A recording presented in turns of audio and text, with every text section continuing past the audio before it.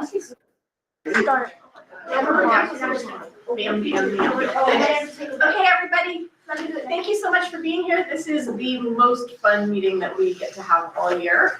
Welcome to the Superintendent Student Advisory, folks. I am calling this meeting to order. Do I have a motion to establish the agenda as posted? So moved. Second. All in favor of establishing the agenda as posted, students? Board members? Aye. That's 2050.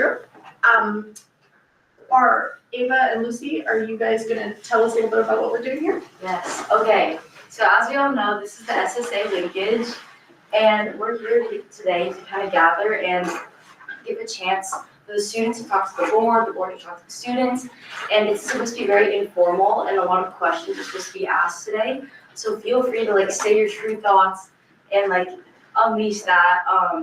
Anything else to add? Yes, we'll have you each split up, and so we have different circles, and we'll give the students a little more evenly distributed. So one of you at each of the circles with some different students to talk to, so you can have more of a conversation and sort of get to know people. And Yeah. Okay, and then we're gonna start with introductions. So we're gonna have each board member introduce themselves, and then do we want to go around and have students introduce, or do we want to introduce in individual groups? Let's do the group individual there, and then if there's time to, once we all huddle back up, then we could there as well, so.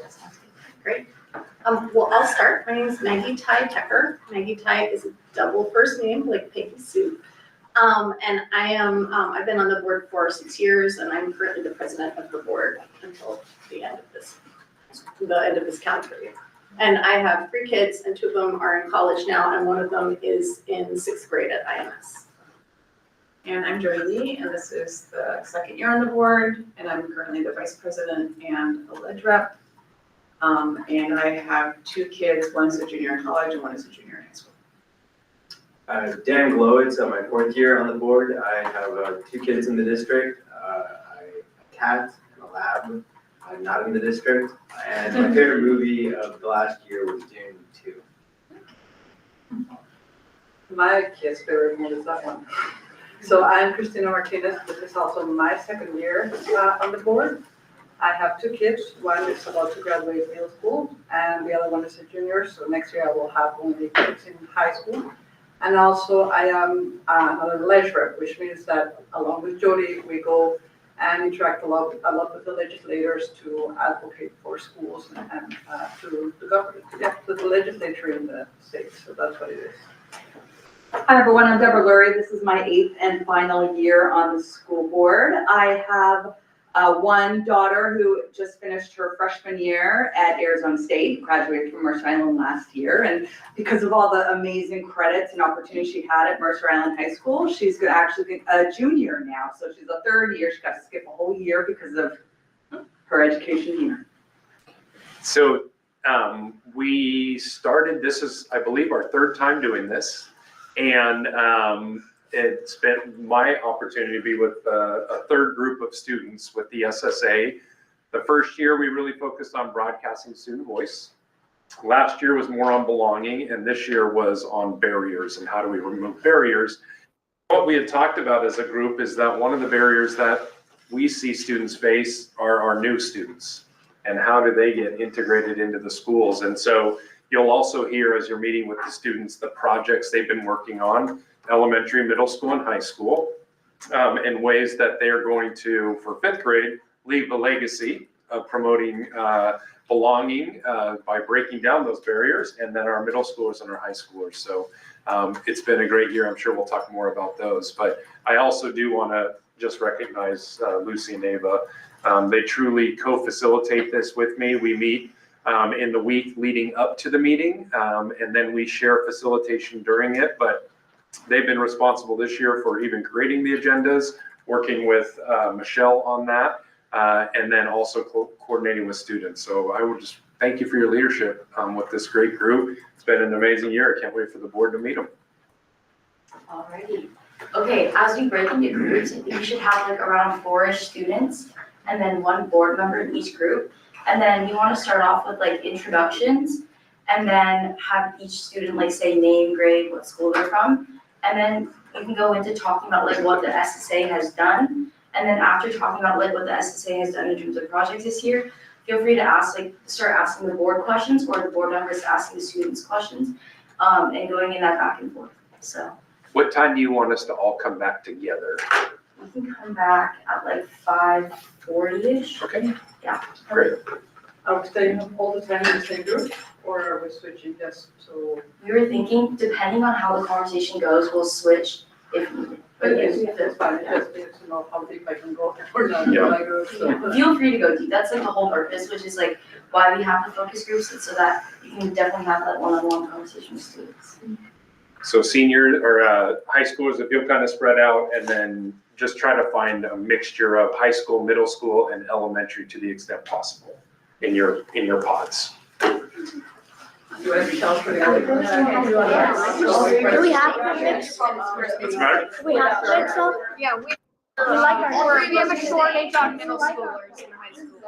You're feeling the nerves on that? How about two of you go together and then two of you stay? Yeah, I'll just, some empty Who's going space with over Ellie? there. Okay. Why don't you guys go to that order over there? You guys are gonna stay. We need an elementary on stage. Where are they going? Thank you. Dr. You're enjoying the group? Great. Where are they going? I think they're spreading out that way. We have high school there.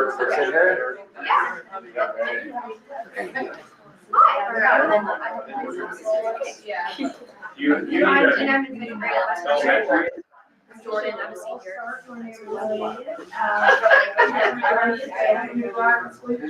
Yes. So what's going on, or, well, it's not, Yeah, so last year, like, the barriers, and I think like, a lot of that is the new students, so we kind of between projects, the elementary schoolers, we wrote letters to the new students next year, we have an address on it. And then we've also been doing projects individually at our school. And also, so we did like a survey to see what was the main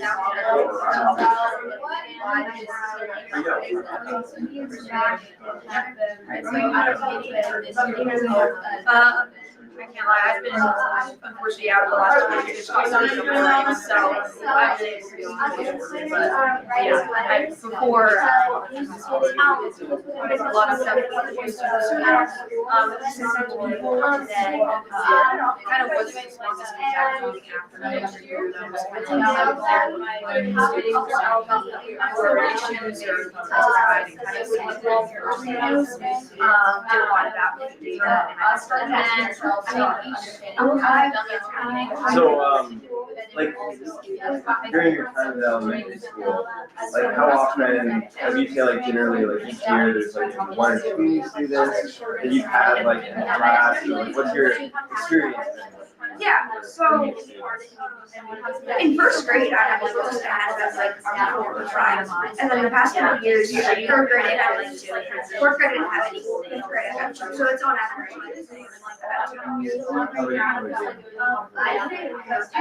think a lot of every single class, I've had at least one kid that I have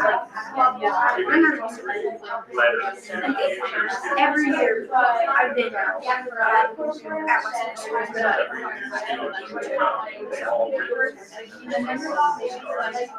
you, like, done a sport or activity, like, growing up in elementary school, and then do you think that's tough, like, for someone, if like, for your closest friends, how long have you known those closest friends? Like, does it evolve or change, or the same ones from, like, kindergarten, or?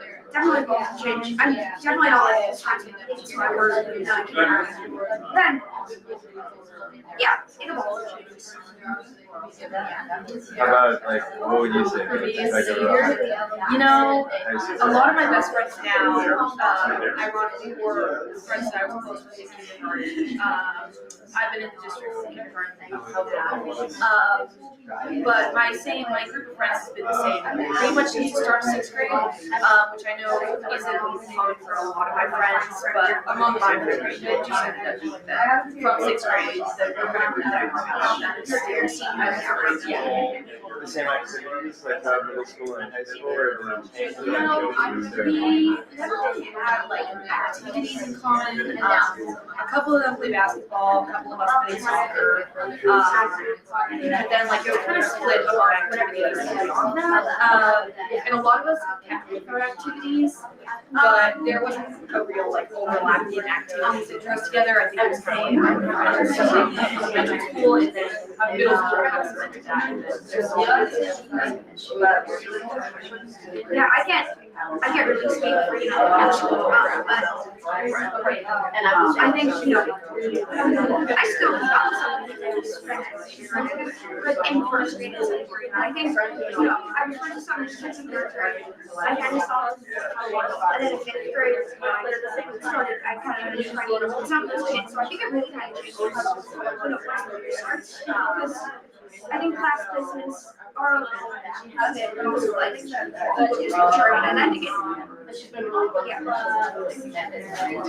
I think like I still read about the grades, I never regarded, but I definitely said that I'm friends with this, so many of us, and I've been chatting kids that I went to kindergarten with, not all of them, like a lot of them all still in right now. And so even if I was like, let's say for tradition, which was black, I'm still in a lot of my classes. And then in middle school, so then you have those kids for second grade. Exactly, yeah, you're with them for a while, so. How many students, you know, from other elementary schools, communities, or other friends from Westminster and Lakewood, close friends from other schools, Yeah, a lot of my close friends, you know, within district, and also they go to different elementary and how do you know them? activities, some school teams, sports I play,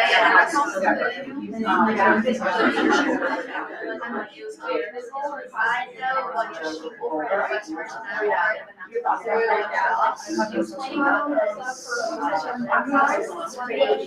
very different schools. It's very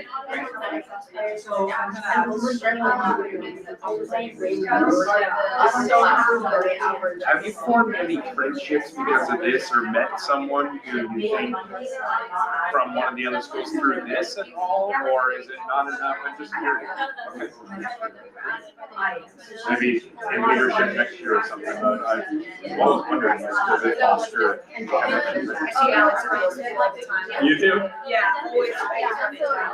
But yeah, there's a lot of people that I see around. So what are some of the ideas or like making newcomers feel welcome? I think we did a regular survey, and then we were like, that was kind of the start. We took action, you know, by, you know, writing letters, and then we did a project for us. We were gonna do a summer lunch for new students, and hopefully, my co-host, you know, write we'll be able to. Bring us out. You know, in the high school, it's kind of different because some of the kids in the high school, a lot of guys that I know from Long Island are there because they come from the district. So they've been there for a long time. I'd definitely say, especially in high school, yeah. Because not many people from the school. But I would say here that we're really accepting it. When it comes to half kids, I like that.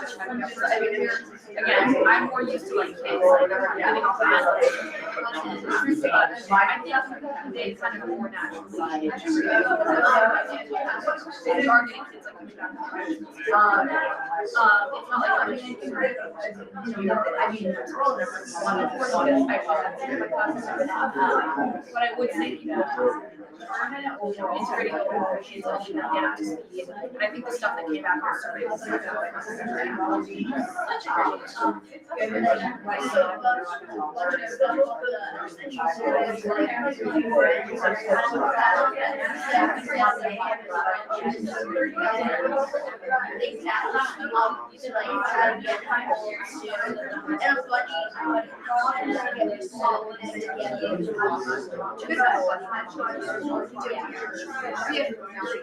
Oh, wow. So one on the playground, one by you, and then one. I guess that's what he said. We remodeled it. We remodeled it. No, I haven't seen it.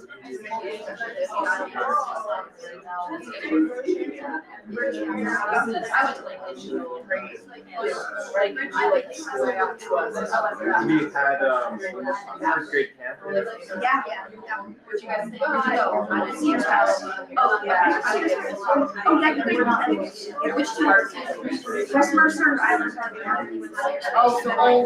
Gotcha. I really it was really fun. I think it like honestly, it like can't charge like people want to get that from my cabin, but it made me like, you know, I got a lot of work. It was like really kind of like I don't it really like yeah. Yeah, I found my yearbook the other day.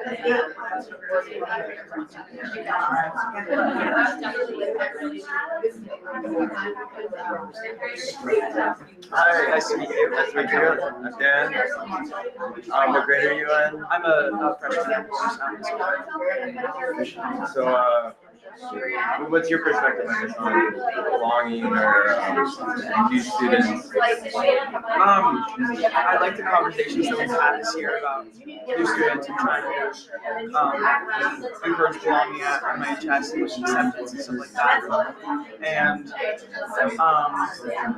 yeah, I think there can be more that can be done, but a lot of it is also about the students and how it's a lot of it's up to the students themselves to like help do their part to accept people and encourage belonging in the schools. There's only so much that the superintendents and people can do as a committee.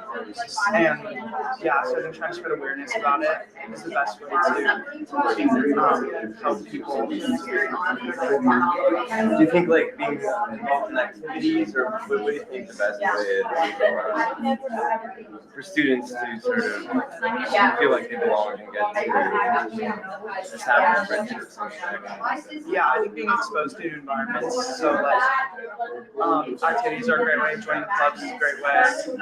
You're also in leadership, so you guys do some of that sort of, you guys are posters on the Yeah. or it's at the walls at the fire. You guys work on the walls, and I like to have beige brown, kind of drab, it's great. And then they take it out, take it out. I only yeah, I only mornings up there. I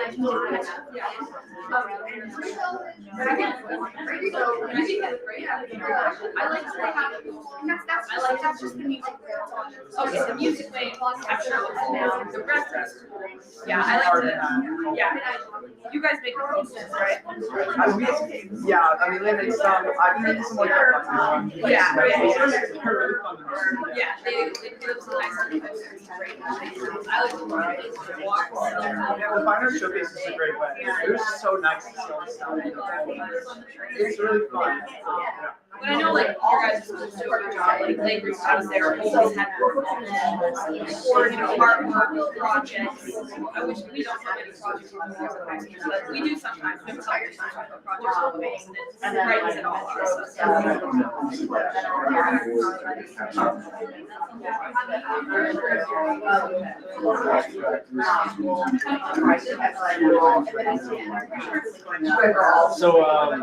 So socially at the high school, like,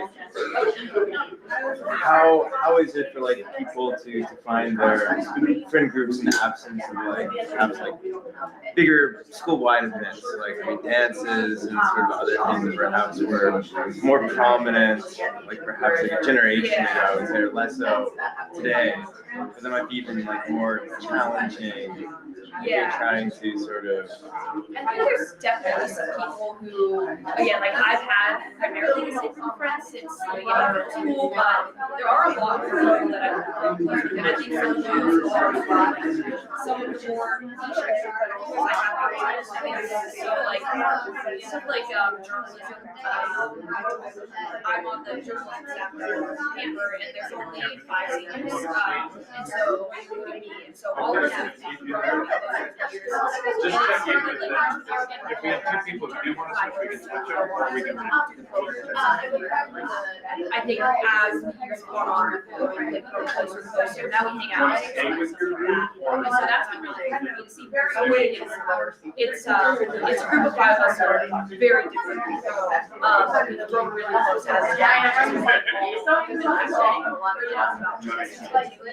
and so that I think for me was the biggest thing is like those kind of things. Also classes, forgiving yourself are great. I have there's some who I knew and I sat next to in class and now I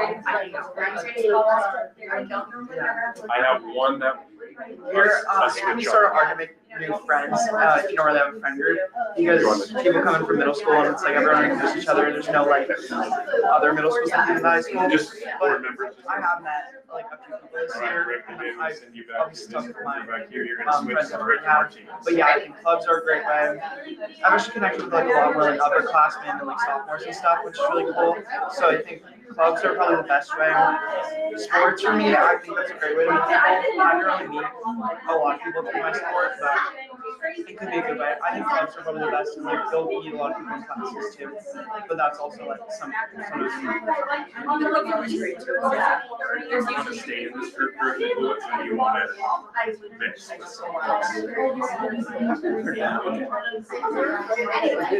Question on like the clubs, like is there any like opportunity to mix like with students from other schools, or not really? Do like schools for the most part like keep to themselves, or do you like have interact? Like you have friends with like kids from like Bellevue High School, Seattle High School. I do have friends in other districts, so those are mainly hard that I've met through like my soccer, but there are some clubs, like for example, journalism substitute state conference, the national conference. One that I think definitely I found like other places in other schools that I unified sports, which is basically it's like inclusive sports team, and so it's people with disabilities together.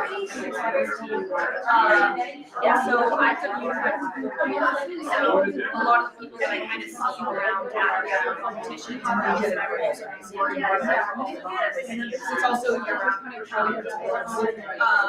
And while I was there,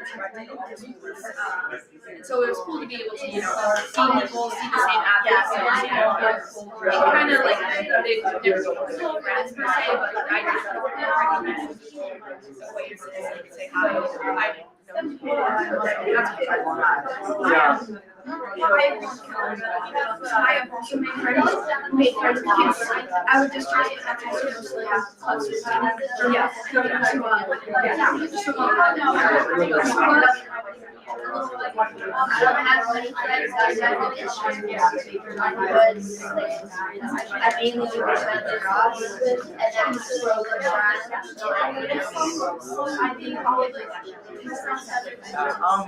I didn't really like. I don't interact with a lot of people outside the district. One thing I thought was interesting about like the leadership class does at the high school is what they call the MI. So like all the leadership classes at different high schools, they like go to one high school for a day, and then they the high school hosts them and has like activities and stuff, and you get to talk about leadership and like the things they do for their school and stuff like that. And you get new ideas and like people and talking and stuff. So it's a really fun way to like interact with like all the leadership teams from different schools and like see what we can do to make our like school better and be better as leadership students. And we got to meet people and make friends. So it's gonna be the only experience I've really had through school.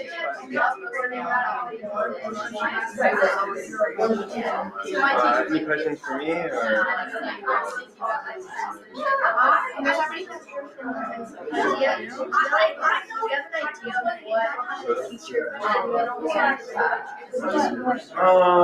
Well, that's always a good question. I think it's always essentially being evaluated and looked at at a high level. I think some of the questions is just like comparative, like how it's going to look. So other different courses, are we offering that other districts are not? And other courses that other districts are offering? And that's like the particularly, I would say like applied to math, the elementary and middle school, I think it's more about textbooks or curriculum. And then, so like that's what was involved in that, like over that is AI and the extent to which AI can be both a tool for teaching, whether that's more individualized instruction and tutoring and feedback or and I think that is as well as like what colleges are interested in and what careers look like in a world where probably coding isn't employment costs is very different.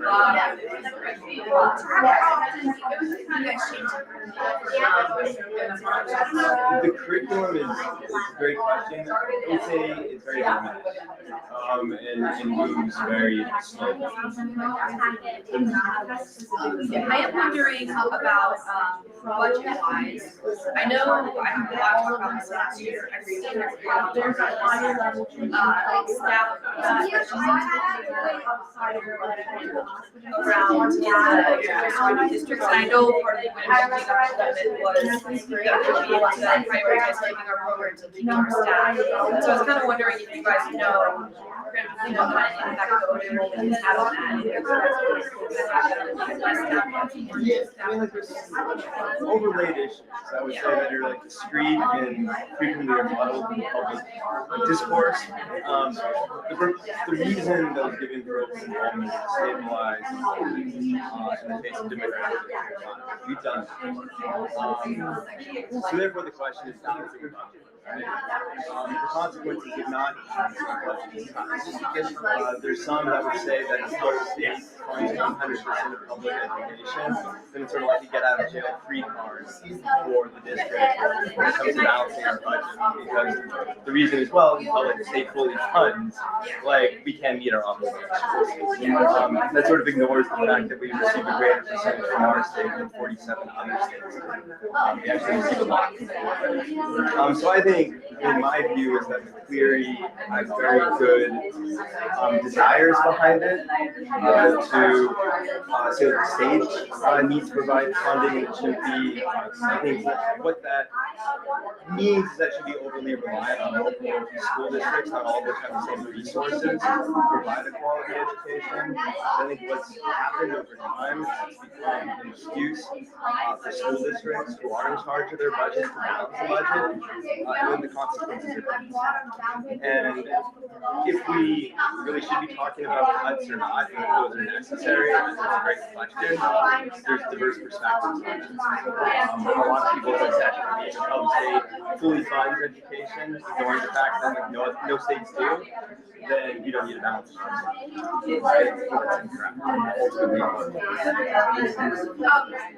So if we do end up, this was like some of the big cuts come in,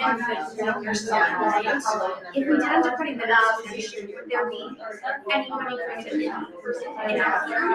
There would be, I mean, it's like there would be stacking that was covered, but I guess from If somebody gives yeah, like my view is that should be necessary, and if we're going to have a reallocation of resources, it should be deliberate.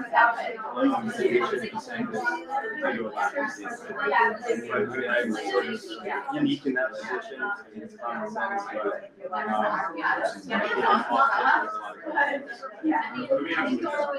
Have they figured out what they're going to do next year, especially or is that still being discussed? I think just on a call this morning, I think there's like implementation at a high level, be centralized and overseen by one nurse, and then having health assistants.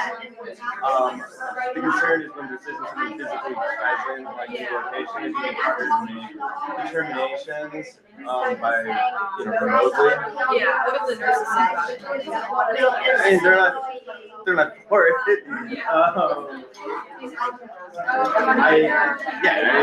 I think that we could we were able to afford nurses and librarians when our budget was smaller. So we have decided to reallocate resources, and we should take responsibility for that. To higher compensation. Sorry, you know what I mean? What would be the case that they were planning if they did certificate librarians, would be, there would be one librarian who rotates and teaches us, or one certificate librarian that rotates with the elementary schools. And then at each elementary school, there would be a class of librarians. How much was that savings? I forget what the savings end up being, but maybe like a couple hundred. It's a great question for the administration. I guess it's 300,000. So like a couple positions. So it's small on the margins. But all these. I mean, my expectation is I think a stable funding environment is what's necessary to build sustainable programs and to make them work. And so transparency, I think, requires like being foresighted when there is going to be cuts based upon certain contractual obligations that have been passed, and then be honest about why those trade-offs are being made.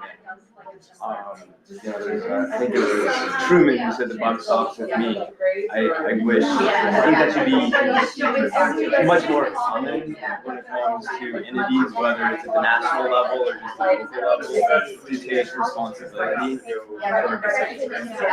And the positive side, like the board passed the resolution about immigration enforcement and asserting like the autonomy that we exercise control over like the physical premises of the district without a court order, that if there were to be immigration personnel, that we would not be able to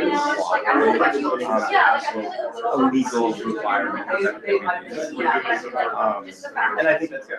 That's taking responsibility for who we let in our physical facilities. I was also wondering, also kind of a lot of these like special ed programs.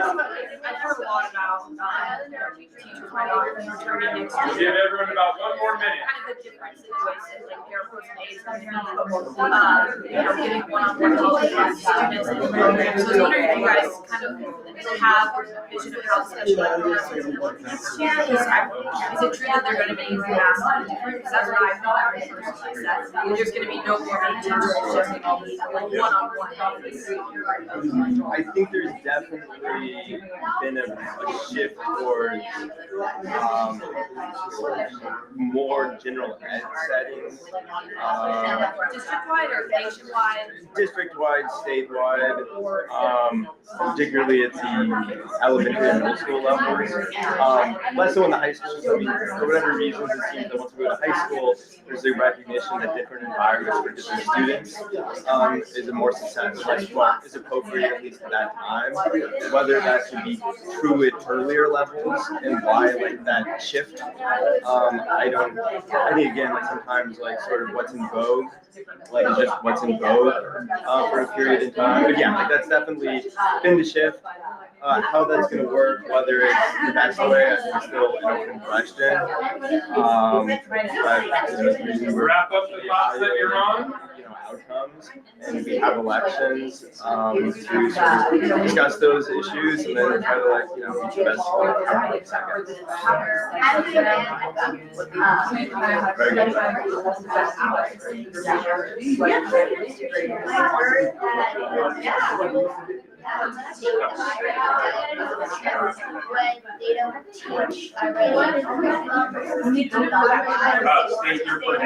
So I've read there's been a push, I would say, across the state. There's a tool that can potentially do visibility and sort of like tailored instruction for like areas where like individual students need to sort of work on, whether or not like between theory and actuality, whether it's actually accomplishing what it's what we hope it would accomplish. I think it's something to be revisited now that we're 2-3 years. All right, let me rudely interrupt.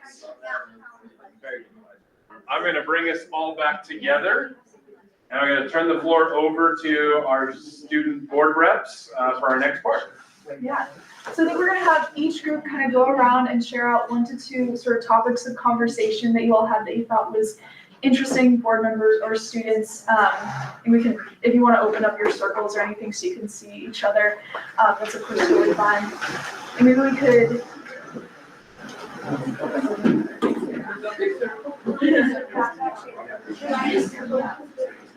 Yeah. Okay. We can start at this group and then kind of go around the room and then end up here. Does that make sense? So we talked about how the younger children Big loud voice, sir. We talked about how the younger pouches are impacting all the schools and their pros and cons and how we can enforce the policy a bit better and make things. Also, I heard concerns at every school level about like bad language and slurs, and the question of like what, like, of feeling like kids have heard, the talk about respectful language, a million times, but like, how do we kind of make that message fresher and talk not just about like not using that kind of language yourself, but like how to be an upstander and what to do when you hear someone use language like that. You wanna move this way? Anyone from this group? I guess we talked a bit about like the academic barriers moving into the district, like different expectations and how students can better adapt to new levels of activity. Let's say something else, or? And I was one of the groups that switched, so I have a little bit of, I have a little bit of both sides. So we talk about belonging for new students, and I think that there's a common trend that there's more information that that is fantastic, that the students are doing a welcoming. And for high schoolers, then they're developing some like traditions and maps handbooks, so they will get. But we also talk about maybe having the academic advisors and the counselor be a little more involved to guide them on the academic path, to make things clear for especially for new students, but for everybody to see what is available and have a better academic adaptation. Then I did talk a little bit on the 5th graders, almost 6th graders, about a little bit of the questions that they had about middle school and how maybe having some of that information, the uncertainties that they have, what's going to happen in 6th grade, arrive before summer, so they will feel at ease transitioning to 6th grade. Yeah, I don't know, something else that I missed. Maybe we will share later. Middle group. Sure. So we talked a lot about budget cuts and questions about how, how that would impact resources, specifically special ed, nurses, and Librarians, librarians. Yeah. And then we also talked about how different activities like shape friend groups and belonging, whether that's sports and what that looks like for Bellevue swim team, and sort of both also for like in-district and out-of-district relationships versus like other sports such as lacrosse, which tends to be all the tournaments, very much builds up like a sense of community within the island. And then activities such as journalism, where friend groups are made, but sort of the various activities that shape those bonds. So I think we talked a lot about standard-based grading and how like the transition from like middle school and high school is a little difficult because of that, and like especially how challenging standard-based grading is for like subjects like math compared to language arts or social studies. And we also talked a little bit about what we were doing about like belonging with new students this year.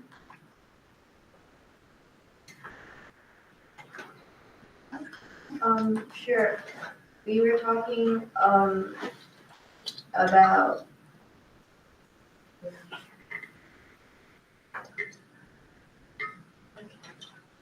Oh yeah, the iPads and laptops and how they were like helpful, but they were also glitching a lot. And how the Wi-Fi was also not that good. And then we also talked about like kind of what the other group said about like the increase in like hateful language and like just not school appropriate language in all forms at the high school specifically.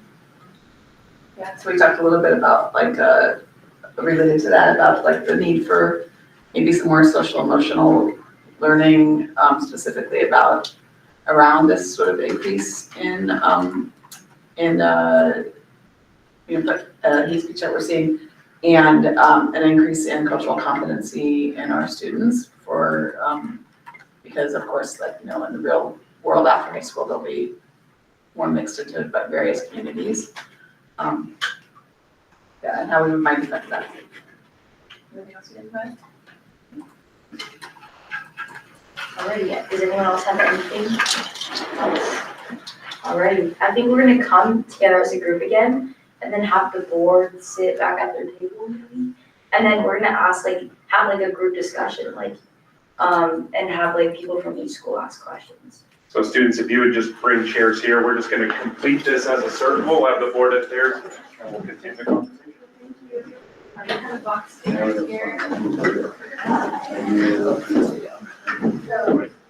Two layers. We might see 2 layers. You're able, let me know what you want.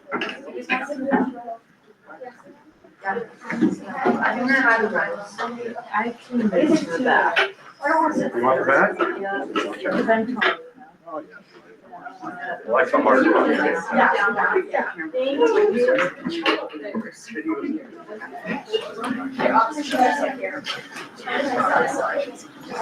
little bit further this way, like there's more space.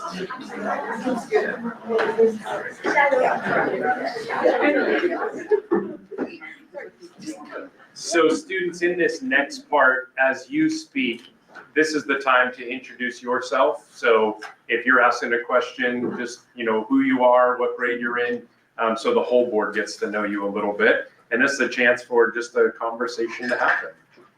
So we'll start with our high schoolers. Does anyone want to put out a question or a thought starting with high school? I just have something. Your name My name first. is Jordan. I'm a senior at the high school. And I saw recently that there was an email about a new kind of shift in the personal device policy. And I was just wondering, just out of curiosity, was that something that students and staff maybe and administrators had a conversation about, and kind of how's that going to tie into, is that kind of implemented with the Yonder stuff next year, or kind of where that decision came from? Yep. Yeah. Probably more of an operations thing. Andres can probably help you with that. Yeah, we're now in our second year of our one-to-one laptop program. And over the years, even when we were one-to-one iPad at the high school, we surveyed our staff, our students, our families to talk about how we can potentially improve that instructional experience, remove barriers, and help support all of our students through that process. When we implemented the laptops, the first year we did surveys with our students and our staff around the effectiveness and whether or not we felt like the change actually met the goals that we initially set out, but then also asked about any limitations or challenges that our students might be experiencing during that time. And then similarly, last year, there was a lot of engagement around access to technology in our classrooms, and whether that's personal cell phones or whether that's other aspects around that. And so we feel like that shift in our personal device policy at the high school will align a little bit more with that cell phone policy that we're describing. We're continuing to engage in feedback with our staff, our students.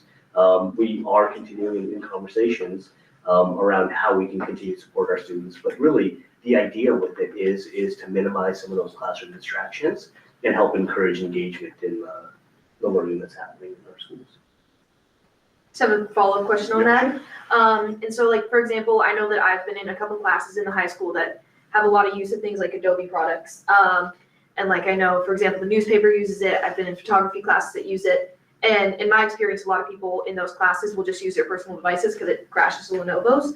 And so I was just wondering if there's gonna be, like, I know we have like laptop carts that we can use. Is that something that like, maybe as we like move forward with this and just using the Lenovo's, is that something that could potentially be implemented in classrooms where the Lenovo's have a harder time with those sort of programs, stuff like that? Well, it's actually interesting that you mentioned that. I spent a lot of time at the high school and talking with those teachers and coming in and seeing those classrooms. We actually do have a MacBook Pro cart in with Mr. McCauley's, or I'm sorry, Mr. Corbin's class right now. And in our conversations with those students and that teacher, those devices are actually not being used. And when I'm in there, I'm actually seeing students utilize the student laptops for those.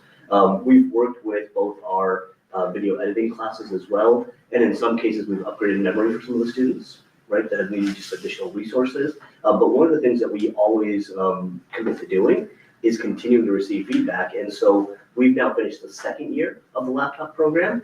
And so we have been gathering all this feedback because we will be replacing these devices. And so we want to make sure that everything that we've learned through these first 2 years and next year we can utilize to help make sure that any challenges that our students face, whether that's in some of our college career readiness courses, advanced courses, English courses, math courses, whatever, or even in programs outside of our schools, right? Some of our students are engaged in overseas courses.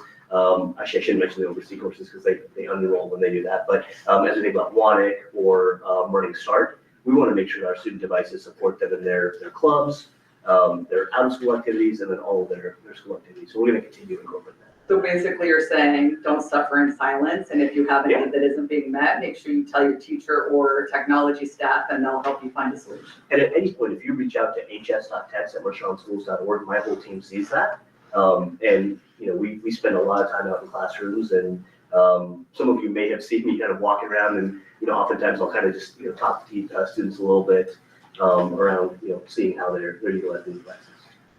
Maybe we stick with devices. Questions board has about devices just in general. Just stick with that topic since all students are impacted by them.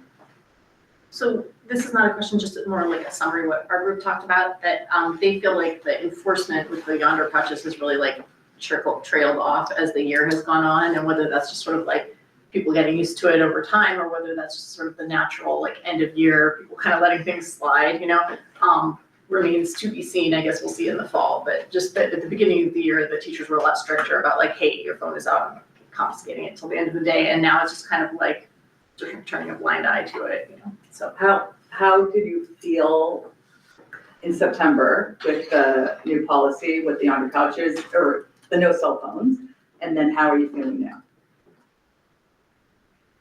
I would just say that at the start of the year, I would definitely say it was stricter, but almost in a way when our teachers aren't always coming at us and being like, hey, is your phone in your device? You kind of actually forget about it, and I feel like that serves its purpose more in a way, because still like everybody's engaging in the learning, our phones are away, and I think we're having a lot more like one-to-one like personal interactions.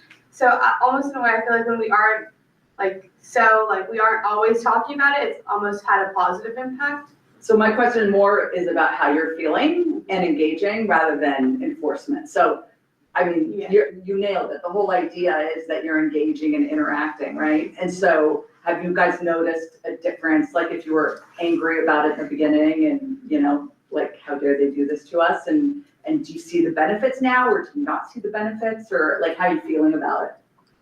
Yeah, my name's Kellen and I'm a freshman at high school.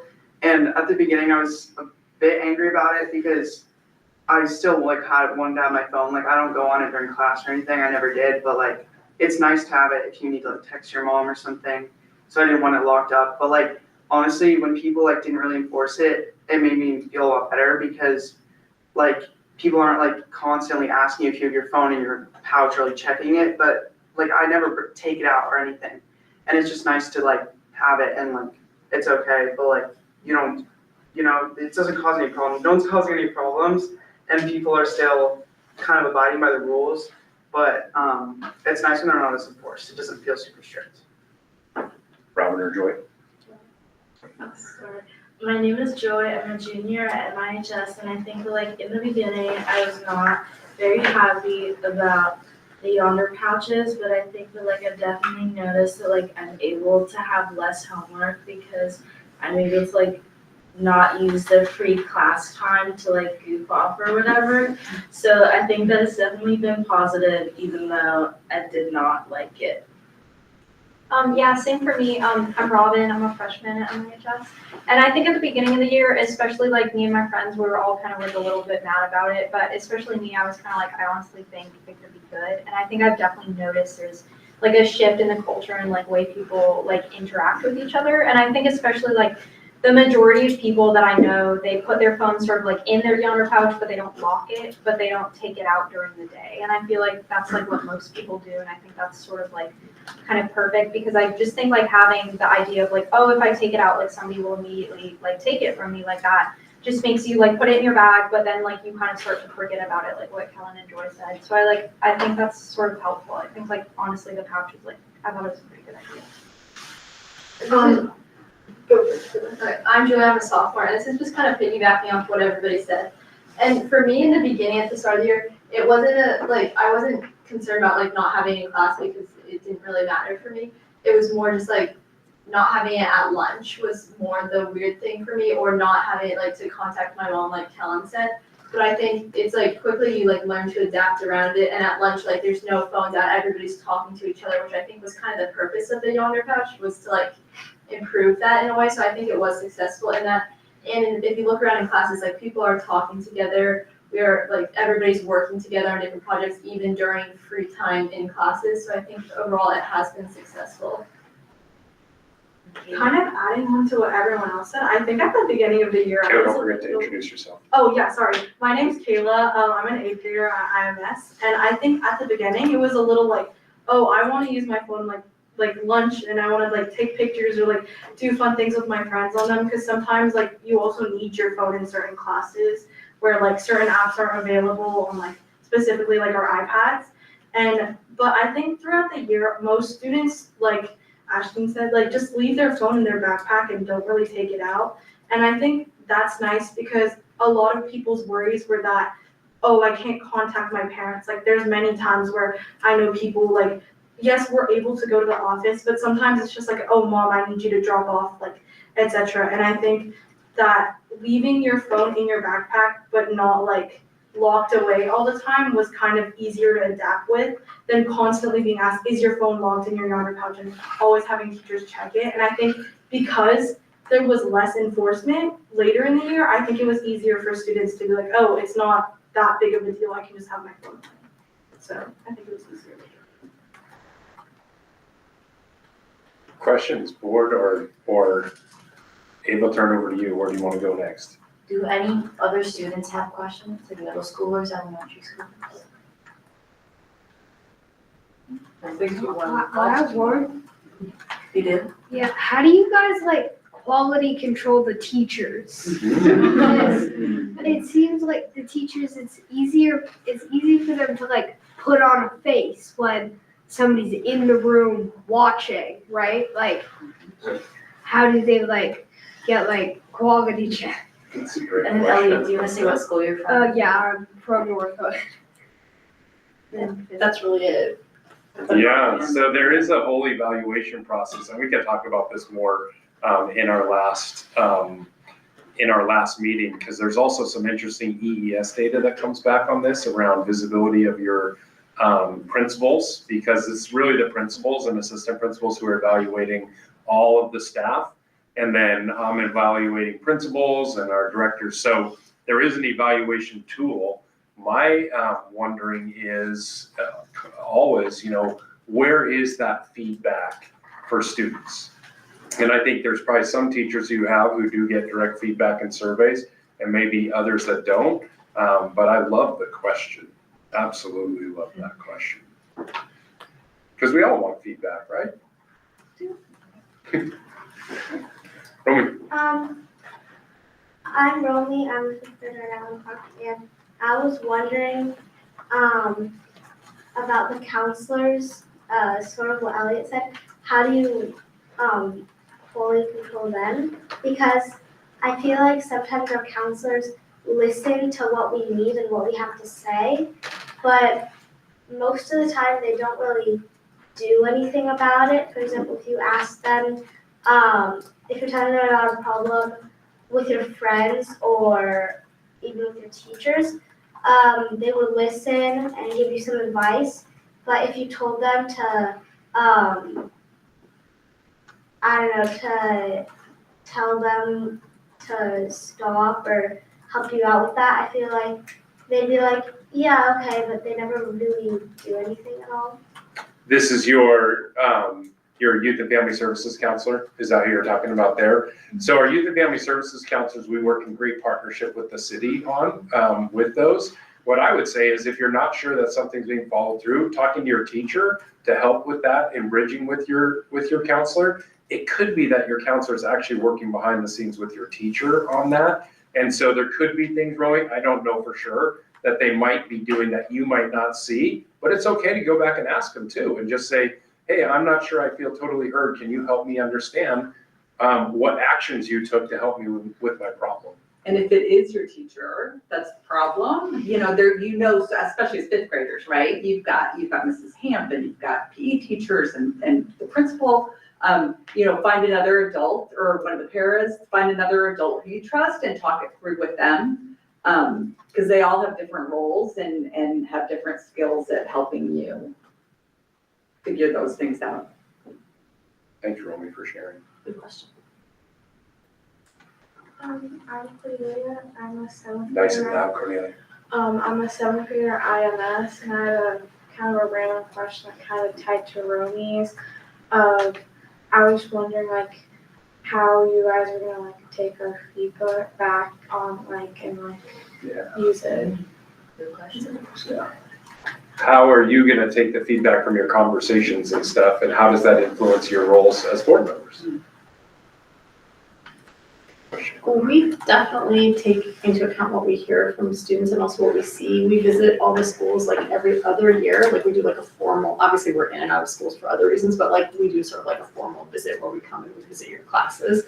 Although as you mentioned, we can put on a good face when they have a visitor, but it gives us a little bit of a glimpse of what's going on. And then we also have our wonderful 2 student reps, although one is about to graduate and then we'll get another one, but we always have 2 student reps on the board.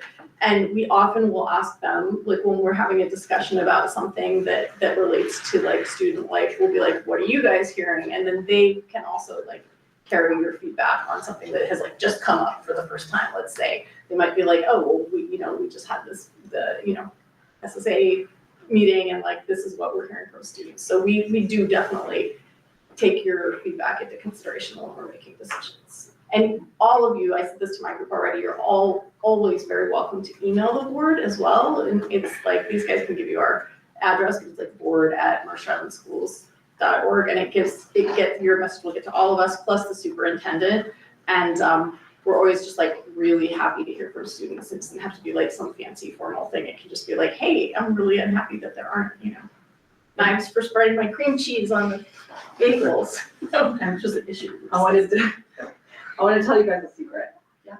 Adults often think that they know everything, but we don't. So any adult that tells you they know everything, when I first started on the board, I said it's my 8th year. We didn't have students at all. We didn't have board reps and we didn't ever hear or see students at our board meetings. And it's really not a great way of making decisions without hearing from the people who it's impacting the most. And so it's groups like this, and it's our student directors, and it's all the student groups, and we recognize students who have different achievements, all sorts of achievements, and we do the site visits and go to your schools. It's really, you guys are the experts in being students. And as much as we like to think that because we were students one day that we know everything, it's really different. What our experiences in school, I grew up here too, I was at all of your schools. it's really different. And so we need to hear from you guys. And it's the best part of our board meetings is this is our favorite meeting of the year, at least most of us, if not all of us. And the student reports is our favorite part of the board meetings. And we learn the most about what's impacting you guys, what you need to succeed. And that's why all of your teachers and staff are doing what they're doing. And it's why we're all doing what we're doing, so that we can help set policies and make decisions so that you guys have the best opportunities or the best experiences and the most opportunities. So it really does matter. So, you know, when I was saying before, like, don't suffer in silence. Don't ever suffer in silence. People don't ever assume that someone knows you're struggling or have a problem, because they're not gonna know unless you tell them. Even if you seem to be, you know, impacted, nobody's gonna know what is bothering you unless you share it with somebody. So whether you share it with a friend who can go to an adult for you if you're not comfortable, but we really do care. We want to hear and we want to make policies and decisions. And I'll speak for Dr. Rundle. He's the same way. Every decision he makes is talking to students and making the best decisions he can for that. Let's give each board member a chance to final thoughts. I'm gonna say that I saw Dr. Rundle also take notes, and I will say that you saw me that I did ask permission to write notes, but this feedback helped me, because even if at this moment I do not think something that we need to change, there's moments through the year that I said like, oh, we had a conversation with the students, and I can go back to what we talked in, like, this is the feedback, should we go and ask again if something has changed or not? So that's the way that we can keep evaluating if things change or not, or if there's, so it doesn't matter. And I think that I do agree, this is one of my favorite meetings of the year, because it's a lot of fun. So we like to be around students. Yeah, I'll let you in on a little secret that I think emails that are thoughtful and original to the board have huge impact. And that's true, like, I mean, both with respect to the local school board or just anything. Form letters, in my opinion, not so much. I mean, it just means that, like, you agree with something that, like, other people have written, and frequently it's not written so well to begin with. But if you just authentically care about something and you communicate that, that will have an impact, like, probably more than anything else. Yeah, I just want to repeat, I mean, like, we'd love to hear the student voice. We'd love to hear, like, the sort of boots on the ground reporting that you guys can bring us of how, like, you know, not only our decisions, but the actions of our administrators and teachers are affecting your everyday lives, because that's not something that we have eyes on every day. And it's such a great chance to talk with you guys, and I really appreciate Lucy and Ava organizing this session. Kind of said my thing already, but I just wanted to thank you guys for the time that you put into being part of this group and for being here tonight. So thank you. Students, we have one more meeting to go in June where we'll have a chance to be together. We'll share EES data. We'll kind of have a little celebration and then wrap up things as well. Some of you are going to continue on next year. And some of you have finished your 2-year term, or you're in a position where it's a 1-year term for some. But I'm going to let Lucy and Ava kind of close it out. But this is the biggest turnout we've had for one of our board meetings, and I'm so proud of all of you and grateful for your participation. So final thoughts, Lucy and Ava. Yeah, just like echoing what everyone has said, like, thank you all for being here, and like, we hope that you as students like go back and like continue wanting to advocate, because you guys are the leaders of your schools as well, and like, you guys are the ones representing the voices of all your peers, so feel free to come back to a board meeting anytime as well. Yeah, you can give public input, come to board meetings, etc. Like, we really want to hear your voice, so continue telling us what you think in your schools and what you would like to be different. It really helps us know what is the problems. So yeah, thank you all for being here so much. It's great. How about a round of applause for our students? Class dismissed. So we're going to recess for 10 minutes because the next part of our meeting, which you guys don't have to be here for, starts at 6:15. What's up, stack chairs or anything? Yeah. I was gonna ask that. Yeah.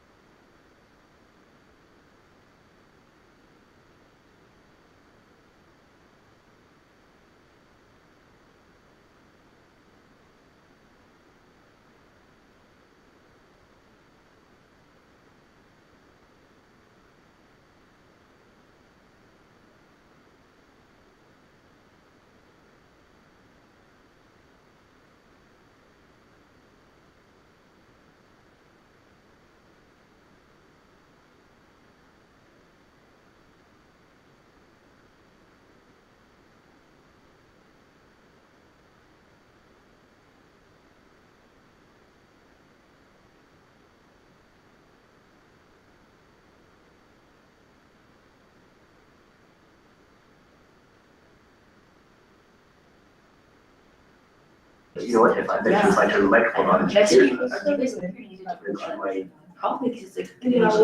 Kimberly, we've sent you an invite to be promoted. You should see a pop-up. That's why they were here. Oh. If they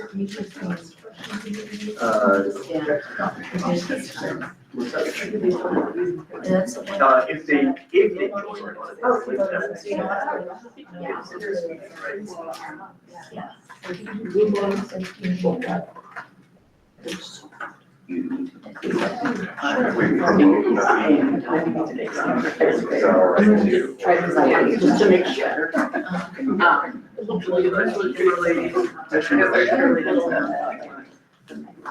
And who's just interested? I mean, it was great.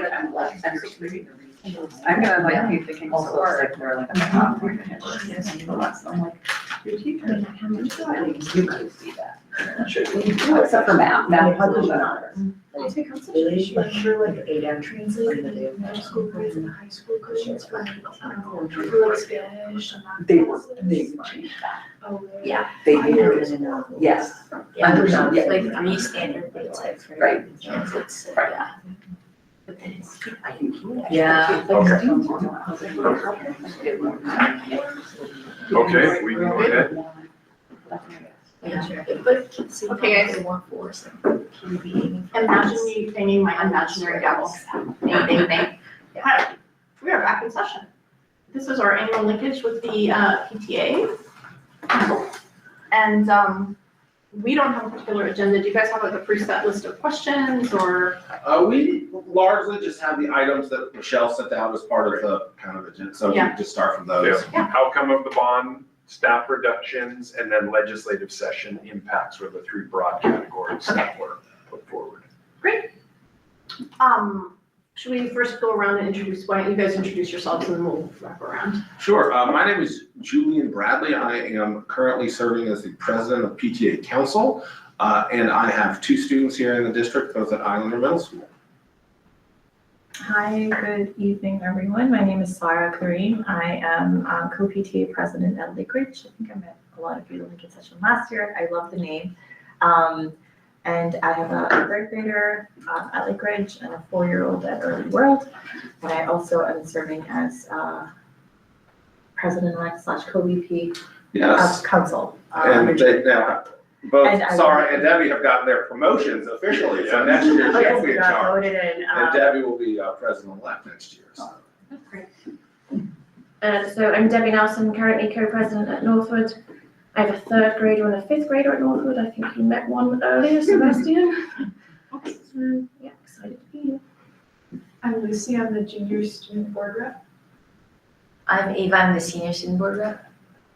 Hi, Dr. Lurie. I have a 2024 grad. Christina Martinez, 2nd year on the board, and I have a middle schooler and a high schooler. Dan Glowitz, 4th year on the board. Jody Lee, 2nd year on the board, and I'm one of the lead rep along with Christina and vice president, and I have a high schooler and a college kid. I'm Maggie Tai, and this is my 6th year on the board, and I have 2 MIHS graduates who are just finishing their junior year in college, and I have a 6th grader at INS. Fred Rundle, superintendent. Sarah Hollenbeck, are you on? Hi, everyone. I'm Sarah Hollenbeck. I'm the West Mercer PTA president. Hello. Hi. Kimberly? Yes, good evening, everyone. Kimberly Miyazawa-Frank. I'm the current MIHS co-president. And I have 1 graduate from MIHS last year and 2 at the high school. Naveen? I'm Naveen, I'm the Island Park PTA president. Great. Welcome, everyone. Welcome. Is there someone else up there? That's all I saw so far. Okay, great. I'll be watching. Great. Yeah, let us know if anyone else joins us. So outcome of the bond proposition and next steps. I think you guys all probably know this already, but we do have it on our agenda for May 29th at our study session to kind of have a bigger board-wide discussion about kind of possible next steps and get answers to some specific questions that folks have, but, I don't know if you want to ask specific questions. I mean, it won't be phrased as a question. Parents are most concerned about the EP&O levy passing in November. Then also there is, a relatively limited pool of parent volunteers that are willing to do advocacy work specifically for CMIPs, and so doing a bond, a levy, potentially another bond, taps those volunteers out pretty hard. And I think that's something that the board should be aware of. That's a good point. Yeah. Sorry. Oh, no, I think that was pretty much it under the bond. No, I mean, people are very curious as to what the next steps are. I think that, in the parent community, it feels that the levy is more important than the bond, and so would certainly want to wait for, some time, make sure that passes before we get heavily into what the next bond should look like. Anything sorry, go ahead, sorry. No, I was just gonna say, I think the one question that I've noticed asked more than once is whether, particularly because of what was brought up in the decision that the committee had made to upgrade middle school and high school, was that now that parents have experienced a little bit of understanding the mechanisms of what may or may not be updated, whether Island Park closing is back on the table at some point, did that come in? So that was a question that had come up amongst some parents. But that was, yeah. And then a sort of a corollary to that question is, would closing an elementary school, would that be a policy question or an operational question? Yes. My view is that there's no question that closing a school in a district of our size is a policy question. I think that's protective of, I think the 5 individuals are in the hot seat and accountable to the community for decisions such as those. And if a future board were to say that it was operational, I would be stunned and sort of see it as a dereliction of duty. The way these decisions are generally made is like there would be that long-term planning commission that, talked about, and we look at like enrollment, we look at like community needs. It's a lot of information that goes into it, and then recommendations are made to the board, and then the board discusses these recommendations. So it's nothing that anybody would be doing sort of like, laterally without really getting a firm understanding from the community and from the experts and the administration what we need. There was certainly no appetite in our parent community to close Island Park last year. Even that caught on early and went off. But so even if it's something that is, maybe like just from a sheer numbers perspective or like cost saving perspective or something, that's not the only consideration when we weigh these decisions. It's also, community need and community desires weighs in as well. So there's no one factor that causes these decisions to be made. When I was at the Lake Ridge PAC on Monday, one of the parents was asking whether the bond failing had an impact was going to have an impact on Lake Ridge specifically. And, my answer to that was no, because almost none of the proposed work had anything to do with the elementary schools, but the one distant impact it would have is that we had included in the bond, $1 million for looking into and long range planning of how to upgrade our 3 older elementary schools. And so that is now farther away. So to me, that's the only impact of the bond not passing is that that whole process is now not funded and is farther away down the pipeline, I very much see this as a policy decision. I mean, it's policy, but it's also budget, which is the board very responsible for passing a balanced budget, So I think your point is a good one about kind of burnout on the part of citizen advocates for a bond. I think when we discuss it on the 29th, some of the questions are going to be could we split it up? Would we just consider running it again as is? Could we split it up into 2 or even more parts? What's the overhead involved in if we wanted to run I don't think this is a good idea, but if we wanted to run 6 different separate bonds, right? What would we be paying a lot more because of the cost of each bond, right? Of issuing each bond. do we go back to the drawing board in the, like, do we conclude from the fact that we didn't get the 60% needed to pass, that like somehow the actual work that was done was not satisfactory to the population? Or do we say, actually, we think the work that was done was fine, it was more about like, people not wanting to vote at this exact moment for a bond, So those are some of the questions that we'll be talking about on the 29th. Yeah, well, I think I also want to understand though, is that when you're making a decision to go forward with another bond structure in a different way, is it that you are going to, again, offer it that the middle school and the high school are the buildings that will be updated, or will it look different now? So Maggie Tai, I'm curious when you said actually it's been the elementary updates have been kicked down the road further. Everything's kicked down the road.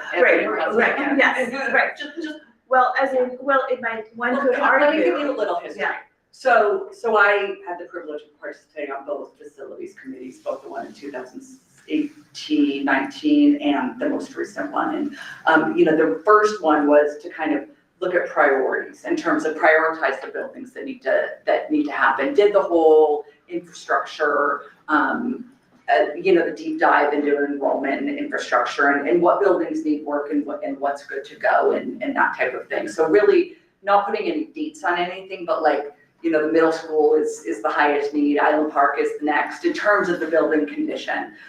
The way that the Island Park thing happened, it was actually very natural and organic with the committee, is as we were looking at the costs, as the committee was looking at the costs and what the needs, it was, and the enrollment is, can this island really support the enrollment? Can it really support four elementary schools? The committee then went to Island Park as the one because of location, because of the site. You can't build on the back part of it because of swampland. It was very organic that, you couldn't push it back to make it less of a traffic issue. It was in the worst shape. It could be because of enrollment, it could be a swing school. So the committee that's where the work and the answers took the committee. So long story short, everything's on the table. It's responsible to be asking these questions all the time. There's pros and cons to small schools. Our schools are smaller than the recommended numbers for elementary school. The sweet spot for elementary schools is 450 to 600, and I think 3 of them are smaller than that, if not all 4. Right? We will have West and Lake Ridge that will be right around 400. The other 2 will be 360 to 370. And that, it's split classes, it's no assistant principals, it's the specialists are, don't have a full day, the nurse, the overhead, we had thought about we had thought the overhead for a 4th school was gonna be a lot higher than it penciled out to. So that's one of the things that we looked at back then too. So that made the decision easier to say, okay, the community feels strong, keep it at 4 schools.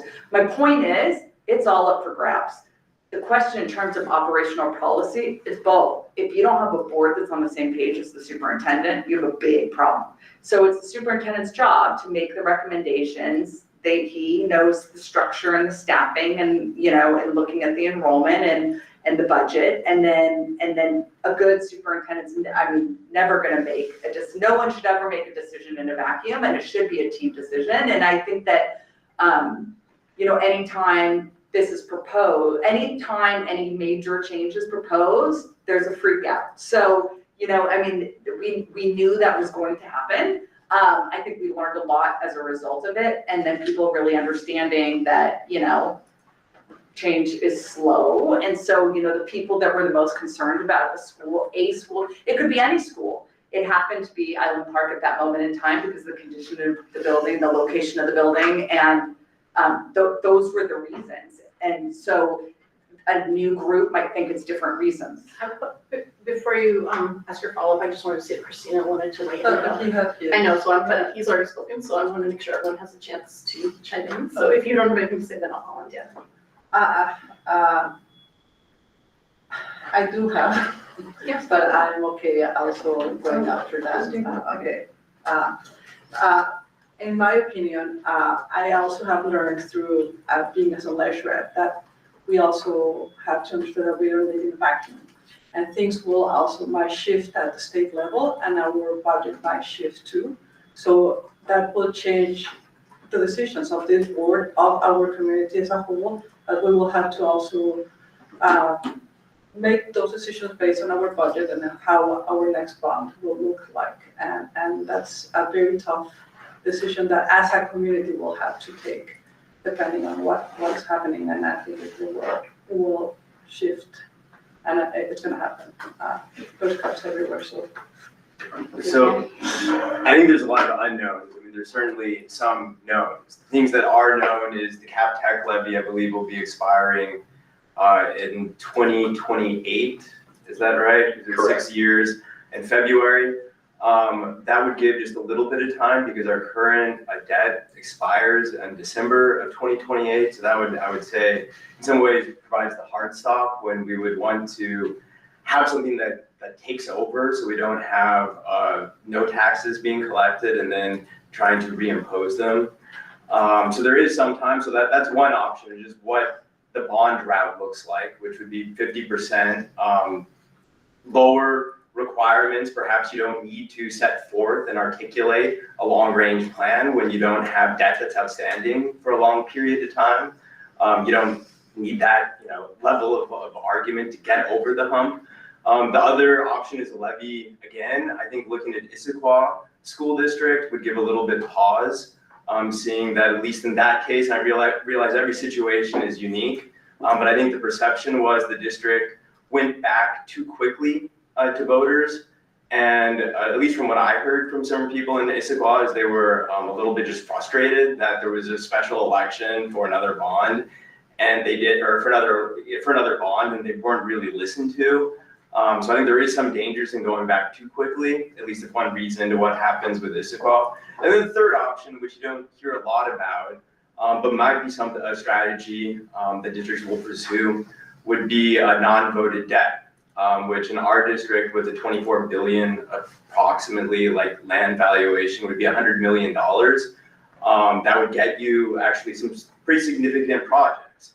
You would need 3 board members to vote for that. And to do that without putting it before a vote, I mean, one explain just timing wise that you don't have to wait to 2028 to do it, to the expiration of the cap tech levy, but it would certainly put at least 3 people in the hot seat for deciding to vote for a project without submitting it to a public vote. But something that could be done, the city did it for a much smaller project for critical water infrastructure in September. And I know council passed your advocacy resolution yesterday, but my advice would be until the legislature changes the passing percent and takes away the supermajority, I just don't think we're in a world where we are going to get 60% pass. So I mean, I think that needs to be considered as well. And I can't remember if that was part of the resolution. I don't think it was. It was, yeah. It was lowering it to 55%. Okay. So that would. You had a follow-up question. Yeah. And I know that we're discussing different streams. I think what I just wanted to comment on is that I spoke to many parents who may not have participated in a manner that aligned with what they're feeling now. And so when we've spoken about the community wanted X, Y, and Z, we're feeling the impact of librarians lost and feeling the impact of what it means to take nurses away and feeling the impact of what it means to have a smaller school with less specialists and no assistant principals. And so, Christina, I really appreciate your point of things can change. And I'm tied to your point that in the current setup, it was that the evaluation of the elementary schools being, would have been done later because that would have pushed off. And I think the question was, does that mean that, because in that plan, elementary would have been done later, now with a community that's feeling different ways about finances and what that looks like for the quality of our education. We heard this so much from librarians that there is an impact from a quality perspective. And so I guess what I'm saying is theoretically that could mean that if a new board or, does put forward a bond, that maybe elementary becomes a priority for community when they're giving their feedback. So I just wanted to share some of what I was noticing in the feedback, at least from the Linkage parent community conversations. That's helpful. I think partly what we heard from the Island Park community was like, please just wait on anything that might potentially impact kids who already have gone through so much with COVID. It was like, these kids had their like, you know, preschool years disrupted and their elementary school years disrupted, and like, you know, just kind of like wait till the current wave of kids impacted is kind of like on to middle and high school before even talking about touching an elementary school, which seemed completely fair. So but that wave of kids is now almost out. Like 1 or 2 more years, that wave of kids will be out. So, Fred. Just clarification, Sarah, is your question balanced kind of between both re-exploring closing schools and also thinking about which schools to possibly rebuild or renovate, or is it one or the other? I mean, I wasn't saying one or the other. Parents came up and said, hey, is Island Park closed? We're feeling the impact financially, what's happening in our school district. Got it. I didn't articulate when community feedback sessions happened because I didn't feel it impacted us as much. And now they're feeling the impacts of that, and they're like, maybe I should have participated in a different type of way. No. Right? And so that's where, and there's the reality of like, again, all the budgetary cuts, what we're going through financially. And so what does that mean where if it comes back? And it could be that the community says that middle school and high school is still the first and top priority. Is this what I noticed and how people were sharing, were like, maybe I should have participated more and and thought through other things like having quality librarians and having a full-time certified nurse and all of these pieces that we're experiencing right now, which doesn't guarantee that closing schools may lead to that also. And I recognize that, and I shared that back with them, but they're feeling the impact of having more resources in a slightly larger elementary school. And that's why I was asked as a question, does this mean it's back on the table at a future bond when it's considered? Yeah, so I think to get to that question, we're gonna have to have that discussion on the 29th, basically like, do we go back to the drawing board, or do we just throw out the 2 to 3 years worth of work that people have done, or do we draw from that, or do we start it? I don't think it's throwing it out. I mean, do we like go back into that mode? Yeah, sorry, Christina. I think that I hear when you're saying that it is, it's hard to bring parents into advocacy, and at the same time without having or bringing more people to understand where we are and how we got here. Like I am here, and I now have all the experience of the PTA and the board and being the lunch rep and understanding the budget and how things work and the decisions that we will have to make, but without the engagement of the community. Maybe Island Park at that moment, there was why are we closing that school? It's such a great school, but they didn't know the bigger picture of what will happen if we keep everything open as it is. And the reality is that we don't have infinite amount of money, and we will have to make decisions eventually. It doesn't matter. I'm not saying we're doing one thing or another. I'm just saying that tough decisions will have to happen at a state level because there are being cuts, and until the government doesn't say this is the budget and it's already happening, there's going to be cuts at every level, we will not know what the next 2 years will shift and what we're going to have to do. And the community does need to be engaged on where we're at, and in order to have meaningful conversations to pass a bond or not, we need to bring the community into being more informed. And I don't know how to bring those advocates, so I know where you are in trying to recruit more people, but I also feel that there's a need of the parents being educated of how does this work and the decision that how we make decisions.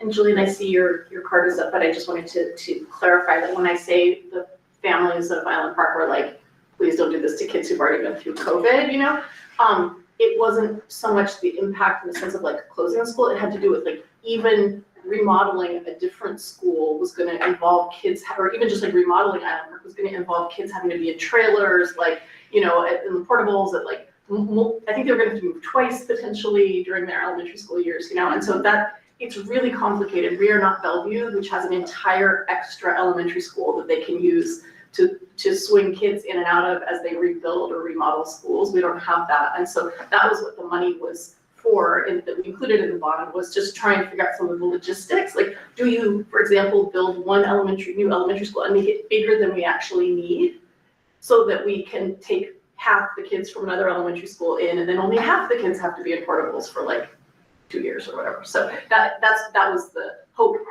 behind setting that money aside, that we could figure out the logistics of it, so, yeah. You know, as for Sarah, Debbie, and I mean, we're relatively well-informed parents. We attend meetings, we read the emails. You know, as I can just tell some of what Sarah, I mean, there's just a general sense in the parent community that they moved to Mercer Island for a premium, well-resourced public school education. And they may not feel like they're getting that right now. And, you know, we understand the constraints that the school board exists under, which is largely we exist in an inflationary environment with enrollment best described as flat. You know, so we understand those pressures, but relatively few people do, and we try and talk about it with them, and we certainly aren't breaking through on our end. And I think that it has to be a partnership between a lot of people to get that education done. And it's not just about enrollment, it's also about like the levy lid, which is like, goes way over most people's heads. Sure, no, I mean, like, there's lots of pieces to it. Yeah, you can see their eyes start to glaze over when you start talking about McCleary.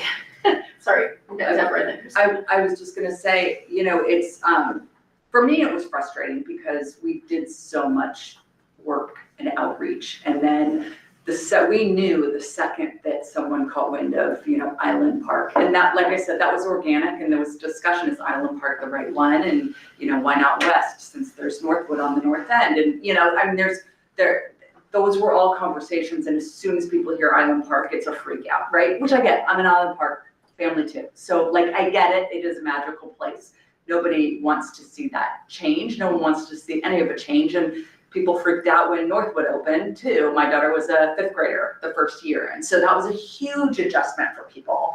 And so I think the biggest lesson I can say is, you know, in talking to a former PTA leader who's no longer has kids in the school, it's like either get involved and be part of the solution, or vote and trust the people who are making it.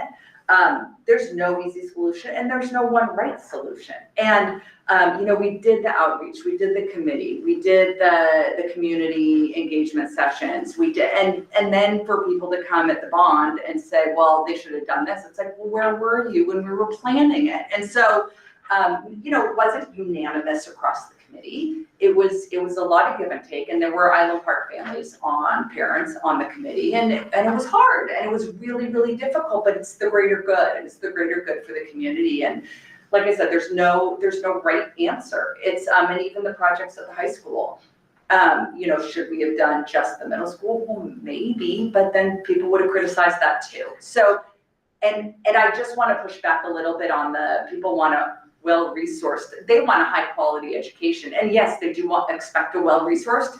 That's unreasonable expectation in our state. We have public funding that is inadequate. That, you know, we've got a regressive tax structure, and we don't fund our public schools the way that they should be funded. People need to change, and it's never been that way. When I was growing up here, there were 5 elementary schools. When I finished elementary school, there were 3 elementary schools. So, and you know what? It was okay, and I survived. And so, is it easy in the moment to go through it? The kids are actually fine. The parents have a harder time. But my message is, change is inevitable. Encourage people to get involved. I'm speaking to the choir here. Get involved, participate in the process, because saying it at the end, it's just not helpful. And we have a superintendent who listens to community voice in a way that I have never seen a superintendent listen to community voice. So for people to think that it's a waste of time, it's absolutely not. I can tell you that I went into that committee thinking, okay, we're gonna finish the middle school and do an elementary school, and with enrollment where it was, yeah, we should go down to 3. I still think that. People are gonna attack me for it, doesn't matter, I'm off the board.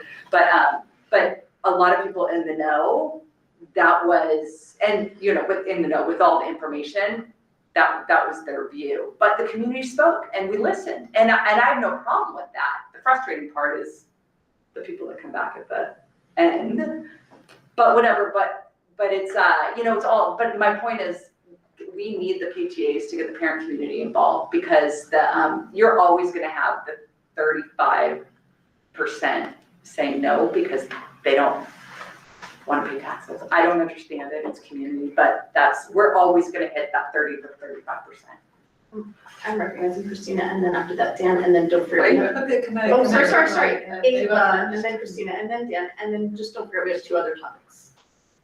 Go first. Oh, no, go first, please. Okay. Well, yeah, I'd also say that like Lucy and I were like really involved with CMIPs and like even like advocating to students. It's like people also are confused about like the different pools, right? Like, oh, like bonds versus levies, right? Like why are they trying to like raise more money to build schools while also like firing like different positions? So I think that was also part of like a big reason why. And then like the political climate right now is all like part of the reasons why like the bond wasn't able to pass, which is why, yeah, I agree that there needs to be a lot more partnership with like educating students, parents, like the whole community about like what goes into each decision through each step, and like at each touch point, like having like an accessible way for people to like come and then share opinions. Yeah. I'm gonna be brief. I will say that, I think the key when you say premium private, public education is that we're talking about public education, first of all. So it is a system, and this is how it is. And it's a beauty, that we have, the possibility of having a school for every single child in the community.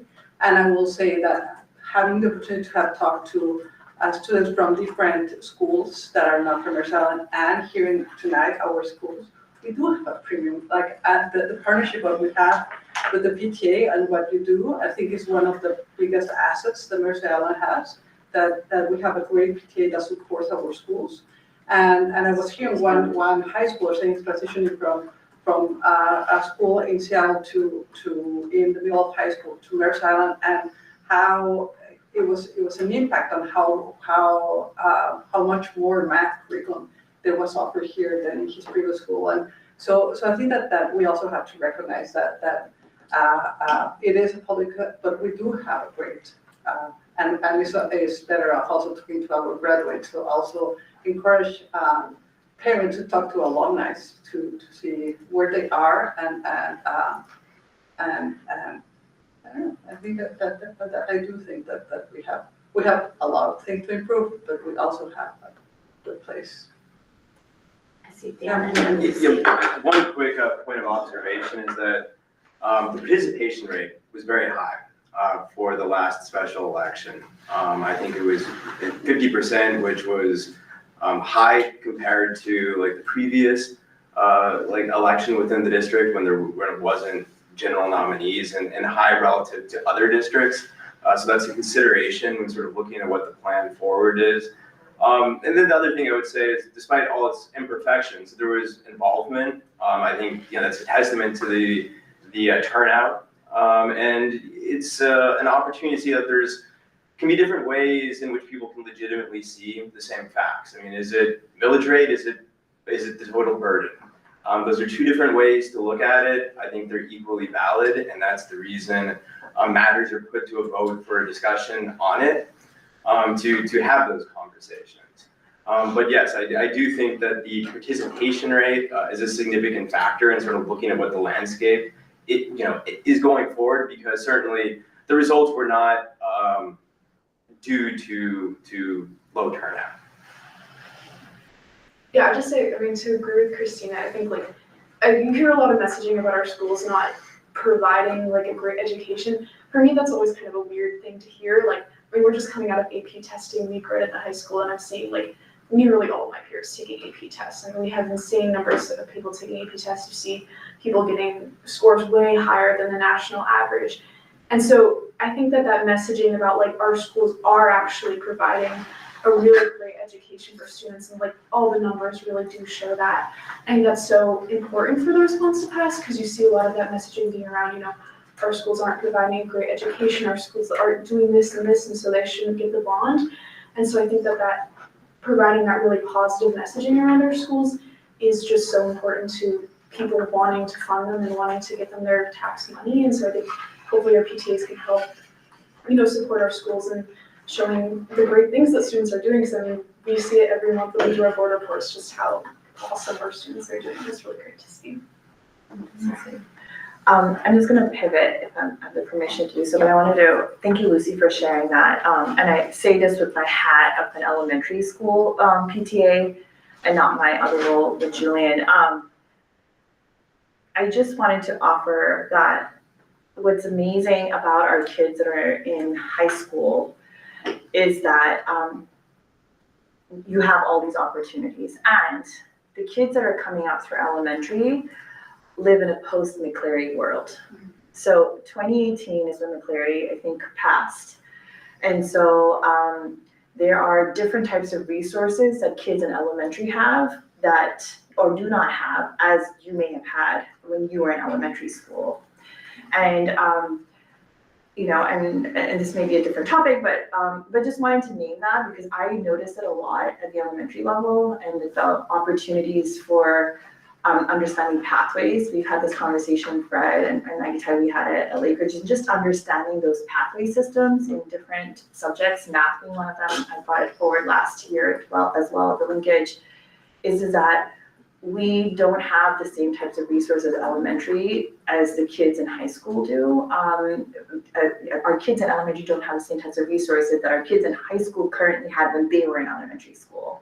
And what that foundation provided as a result of that access to resources were different.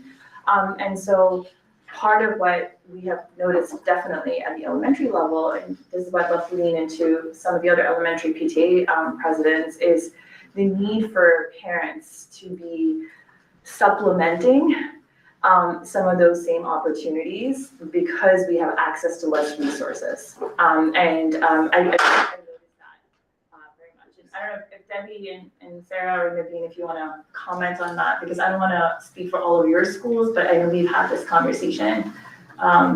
We have not had this conversation, so I don't feel like I can have any input at this point. But I'm interested to delve into that. Yeah, we just noticed that a lot of parents, robotics team, right? We've had a Linkage parent whose kid, I think, won nationally in robotics in 9th grade. And that's because when they were in 4th grade at Linkage, he self-taught himself. He self-taught how to do robotics, comes from the energy sector, and build a whole robotics system in his garage. And that's how kids at Linkage were able to get support in robotics at an elementary level they flourished and thrived in the middle school and then in high school. And that's where some of those parents are coming to us and saying, yes, they're not expecting quality education in the same ways, but when they hear about some of the amazing resources that some of the high schoolers have gone through when they talk about their education in Mercer Island, that's where some of the conversations come up of like, we are needing to and wanting to support. And they're ready and they have the resources to do it. But from an equity standpoint, not every family has the resources to do it. I'm gonna let Fred chime in and then we'll just go around. Okay, and I think maybe a pin that we could put in this to come back, I just made a note of that, Sarah, especially as you come into your new role, is thinking about the resources and, you know, what was available versus what isn't today, or what is available today versus what isn't. I think that'd be an interesting conversation. And also parity between the elementary schools, like different very much so, like different programs going, different pilot programs. Yeah. And a lot of that, just quickly, and a lot of that is parent driven in terms of what different parents have interest in. You know, chess club in one place thrives, and another one, it's not chess club, it's something else. Destination, imagination. Right, and just to acknowledge the tremendous amount of parent hours and student hours that go into making those programs run. So that's costly in terms of time and energy and resources, like no matter what the school's role is, like those things are always gonna take a tremendous amount of community involvement. Can we just go around the table and then don't forget we've got 2 minutes? Yeah, honestly, I was gonna say a similar thing. I think that a lot of those programs are, at the high school at least, they're extremely student driven. Like the students are a lot of the times funding those programs. They're like, I mean, most clubs have pretty high dues and stuff like that. So a lot of, I mean, I know I do debate and that's entirely like student taught and student run and everything. And also just saying, I mean, I think a lot of high schoolers do have that post-McCleary experience. In 2018, I was in like 3rd grade. So it is kind of a similar experience for the high schoolers you're seeing now, especially those earlier high schoolers. They were in elementary school at that point. And so I think that experience is still pretty similar for that kind of post-McCleary type thing. Thank you. I was just, I mean, I think you nailed it. I think that it's to look at this next year, is a really opportune time. As, like I said, you make the point that McCleary, my gut says it's not as much financial resources. There's always gonna be more opportunities in high school and the older kids because it's student run, and in elementary it's parent run. And we now spread our same 5 to 10% of parents who participate and volunteer and run everything across 4 schools instead of 3. So it was a huge shift to go from 3 schools to 4 schools, and then you're basically spreading out. Say you've got 100 parents on the island who consistently volunteer, instead of it being 30 at each school or 35, it's now 15 if you're lucky. Like I know Northwood has canceled or was going to cancel some programs this year because they couldn't get volunteers. So I think it's also the shift of culture in terms of it's harder to get people to volunteer, and people spend, you've got two working parents, 2 outside the home working parents. It's hard. And so, it's spreading us all thin. And I think we all want the best for our kids. And every school is able to offer different things based on the parent volunteers. And maybe it's the PTA looking at, taking it away from school-based to elementary school-based and having different programs in different places and more of a cohesive PTA. Anyways, there's lots of brainstorming that could be done to make sure we provide an equitable opportunity for our kids. But, you save a lot of money with your kids. You spend a lot too, but you save a lot of money with your kids in high school because you're not shelling out I don't even know what it is now. I mean, I know it was like, the $20 an hour for classes and sports and all that for my kid, and I'm sure it's more now. But that's always been there. And so I just think the realistic expectations, but also to have elementary school parents understand if you don't step up and help, it ain't gonna happen. And so that's the what's the right word? The sweat equity is real. Getting involved, and I worked full time, and I did bingo night, and I did movie night, and I did things that I could do, and I had a pretty intense job. So I get it. I'm not.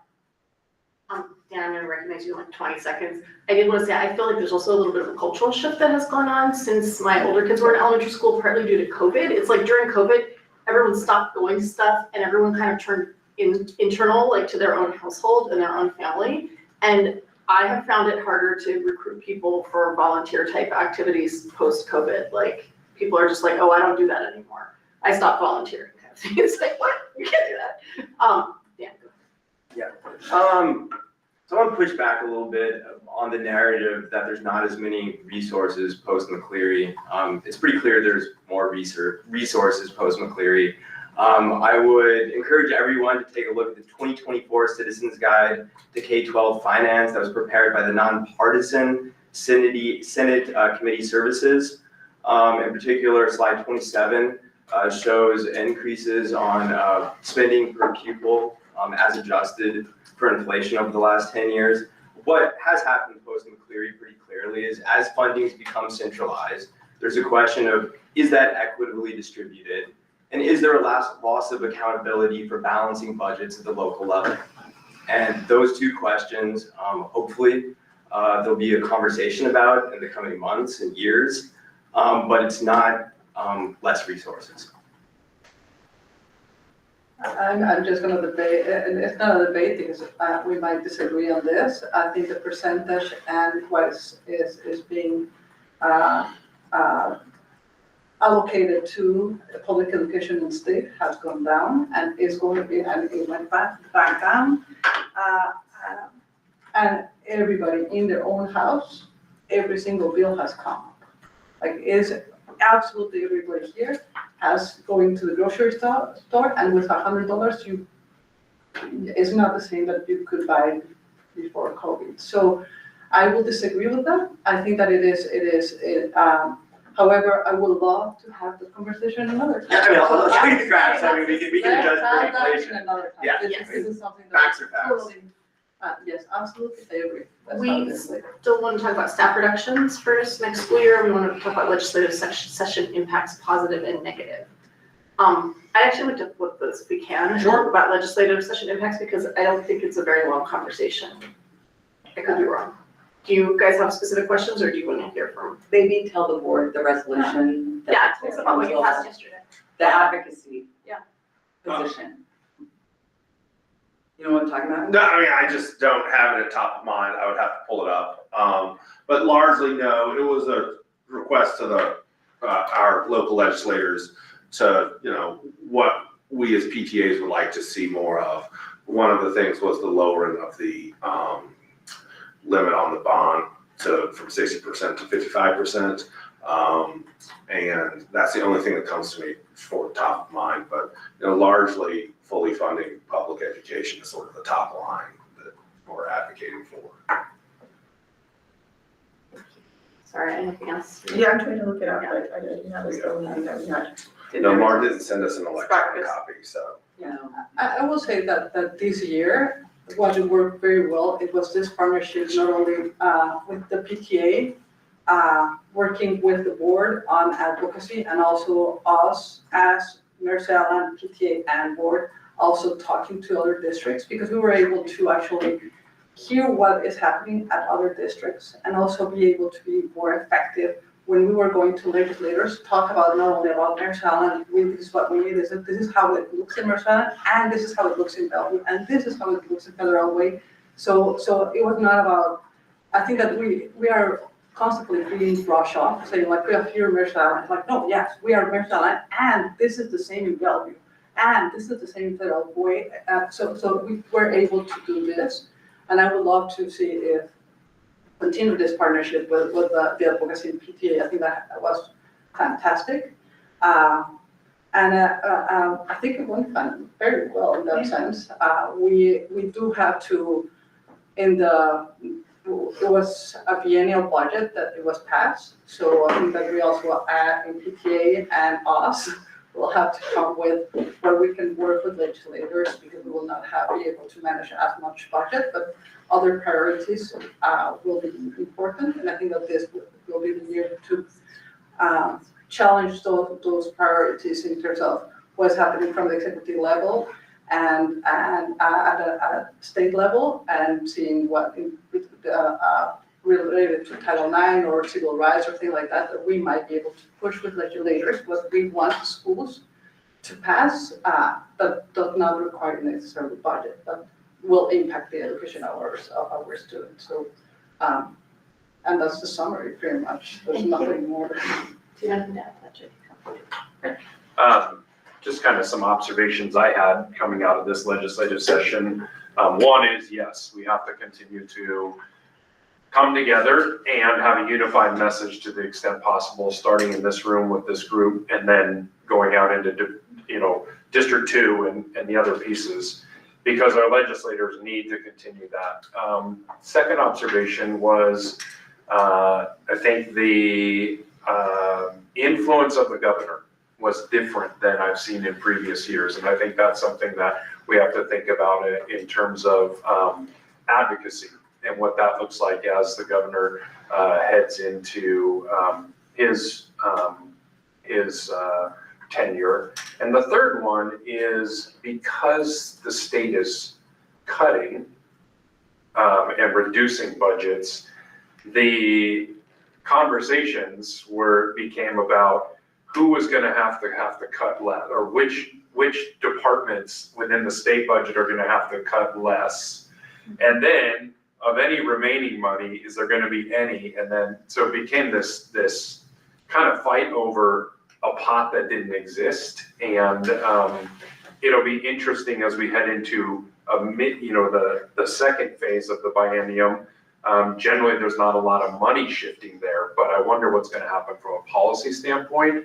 And finally, the federal piece. Superintendent Reichdahl, on the call with the superintendents this week, continues to say Title I and IDEA are things that they're not as concerned about, but all the other federal grants are really in jeopardy, and they're already planning for potentially 25% cuts to all of those other federal programs. So for us, it's not as big of an impact, until the state might start reallocating state funding to help out other districts. So something we'll all need to watch. But I think the main, we've seen over the last couple of years, the more that we can collaborate, with each other and then across the state, the more effective the advocacy is. Can we move on to talk about staff reductions? I can start with an update and then maybe we can go from there. On the certificated side, and this, at the end of, when we get through everything, and it's been consistent for the last couple of weeks, in terms of people not coming back or losing their jobs entirely, we're just not seeing that. So we're able to find a lot of people, different positions, whether or not it was, if you saw maybe an English language arts of a 0.2, those small things, we've been able to absorb those staff members into the system, being able to find other places for them to work. So we're probably, if at all, probably not even gonna have to exercise the RIF, or I know that we didn't, today was the day, on the RIF resolution in terms of people getting RIFed and losing their jobs. There is some shifting around certainly, as we saw with some of those positions, but I think we were able to settle things out. And now we're starting to see even some of our limited positions are being hired back because we're getting last minute resignations from people whose spouses are getting transferred or different things. And so even some of our limited contract staff members, we're starting to see hired back. On the on the classified side, the two, I think, biggest, or the two topics of conversation were nurses, but it was LPNs and RNs, and because we have classified in both. We wrapped up our work as a work team this week. We had Sally Lozier and myself, and then we had nurses and administrator and others. And I think we've come up with a plan that would probably see the reduction of between 6 and 8 hours a week for certificated nursing between LPNs and RNs.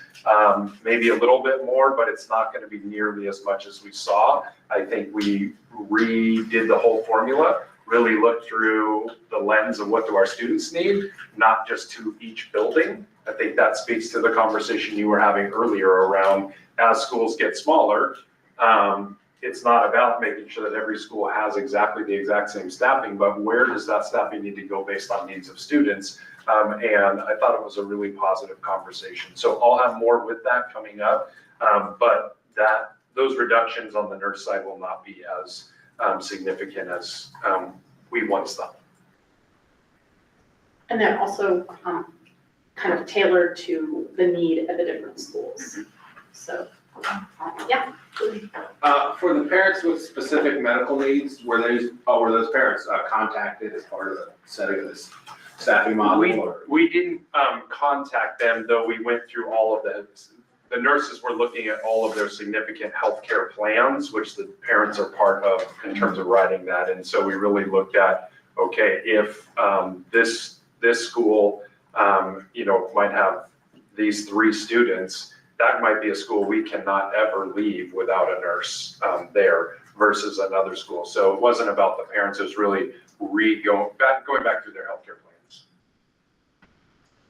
And I think that was the priority and priority for the board all along, is that our students' medical needs are met. And I think Fred too, in fact, I know Fred too, that was never an issue, but it's tough to bring up change, and change is really hard. And so, and I'm not saying that in any mocking way, it's really hard to think that, well, we had this, isn't that the best way to do it? Well, maybe, and maybe not, and can you meet those needs in a different way? So that was always the priority, and I don't think anyone here would be, not screaming and yelling if that was a concern, that students' medical needs would not be met. And I think it was both students' medical needs being met and not making the nurses' jobs impossible. Like not putting them in a bad position in terms of like their licensing and supervision and so forth. Like we love our nurses and we want to keep them and we want them to have a job that's doable. They already don't get paid nearly as much as they would in kind of the private sector. And so you know, it was like in everybody's interest to come up with a solution that was workable. Yeah. Other questions? Yes. So, a follow-on question to that. I'm all for a dynamic model. And with it being dynamic and things changing on a regular basis, presumably you need to revisit that model on a regular basis. Okay. Usually, one student can change that model when they enroll. And so it gets revisited when that happens, but also we've already committed to how will we study this at each trimester. And so we've started thinking about how might we keep this kind of group going so that we are doing that in preparation for future years because it may need to grow or shrink. So absolutely, Debbie. And I think, you know, overall, like this kind of encompasses all the different areas that we've talked about is the dynamic model of everything. We have less money to work with than we've had before. And so, it doesn't go as far, however you want to say it.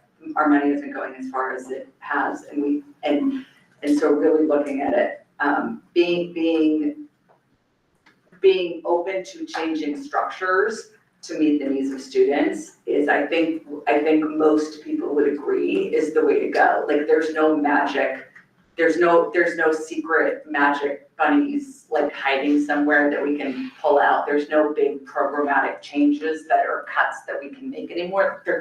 They don't exist anymore. And so it's really making sure that our students come first before adults' jobs and making sure that the students are getting the things they need. And if an adult has to go, then, I mean, I'm not saying this is a great decision, but it's the priority that we have to. And so, yes, I mean, in terms of lots of things, the librarian structure, it's gonna look different next year. But if we have faith in our administrators that they're gonna set up something that meets the needs of our students and foster their love for reading and make sure they have the resources they need and access to the facility, you know, that's the priority, right? And so let's try new things and, you know, maybe it's gonna be better.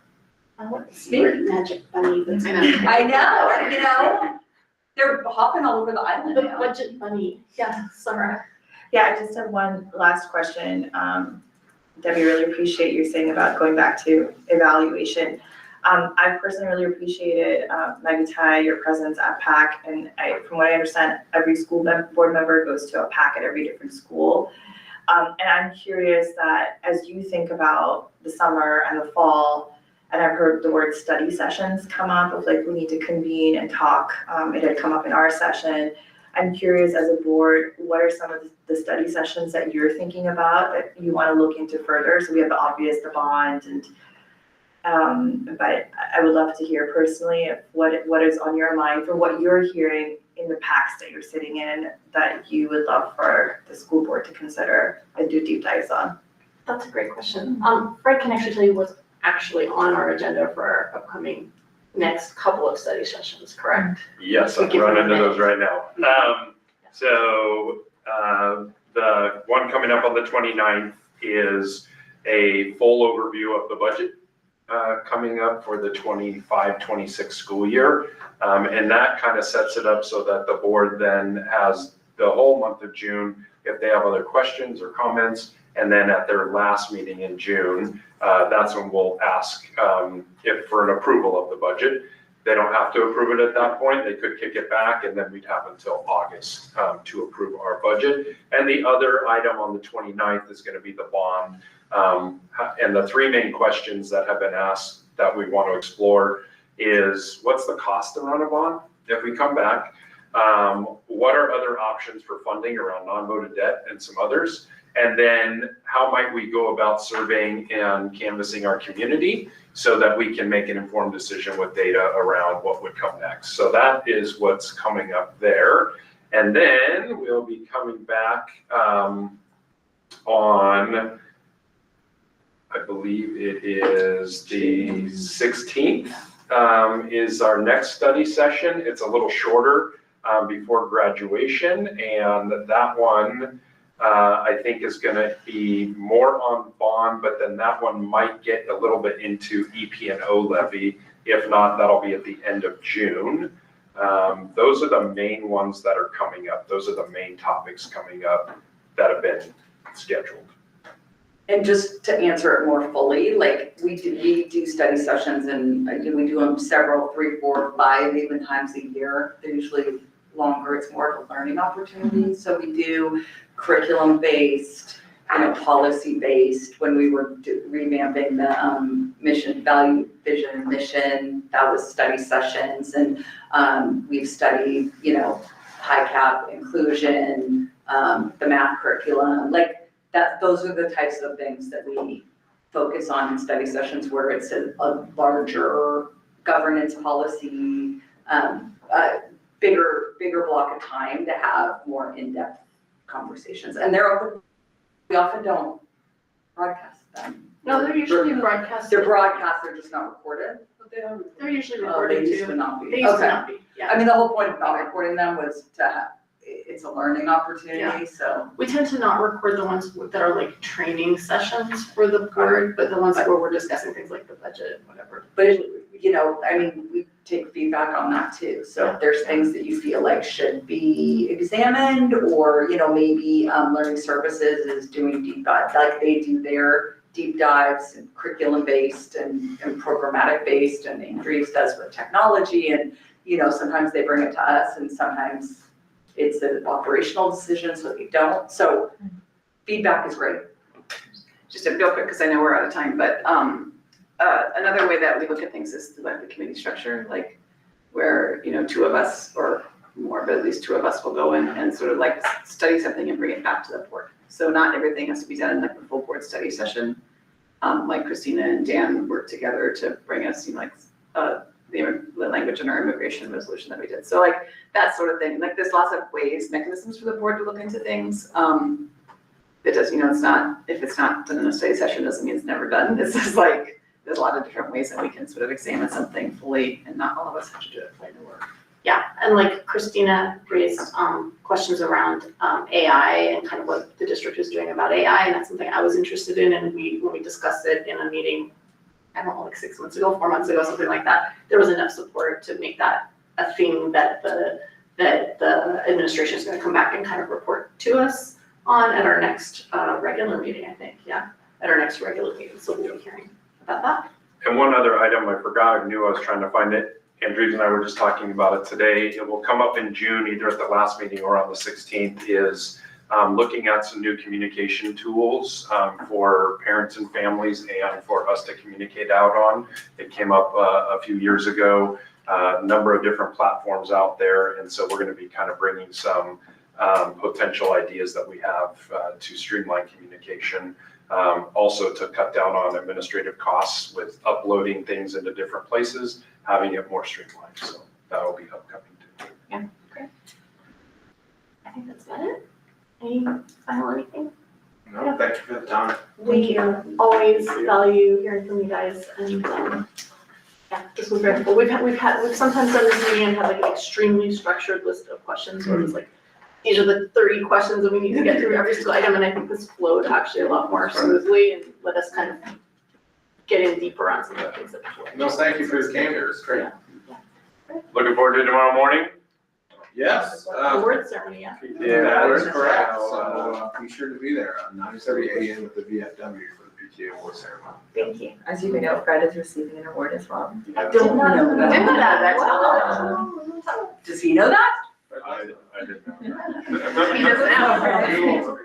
Come tomorrow. There's a reason to come. I can't. Children's advocate.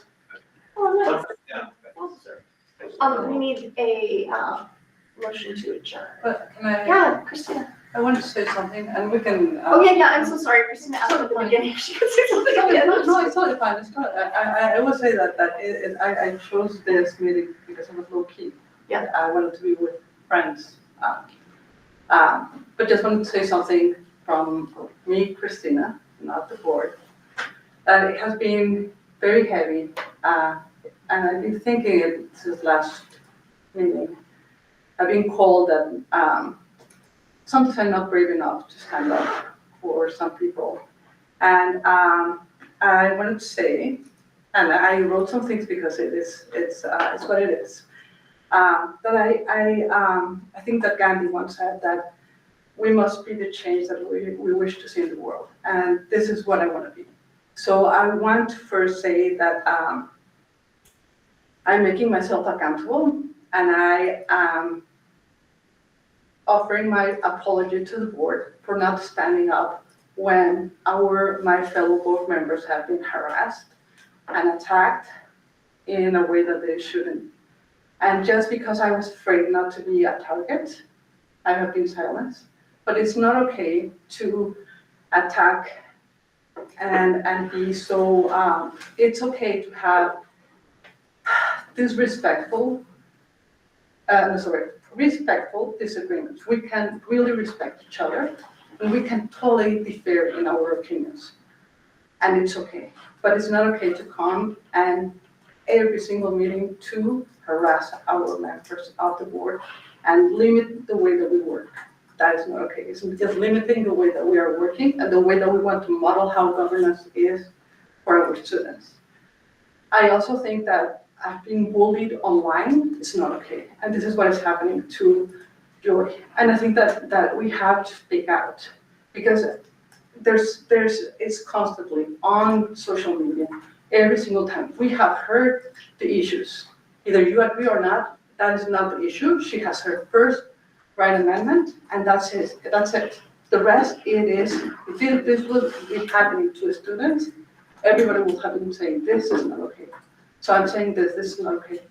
So I do apologize for not standing up earlier, because that is not okay. And I do promise to my board members here that if I see something, I will say something next time. I will be brave.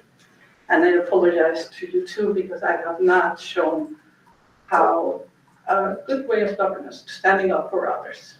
So that's my first apology.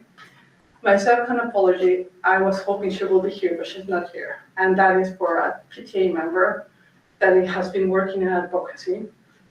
And this is, I don't think that she will be here. She's not listening right now, but it's to Sahara.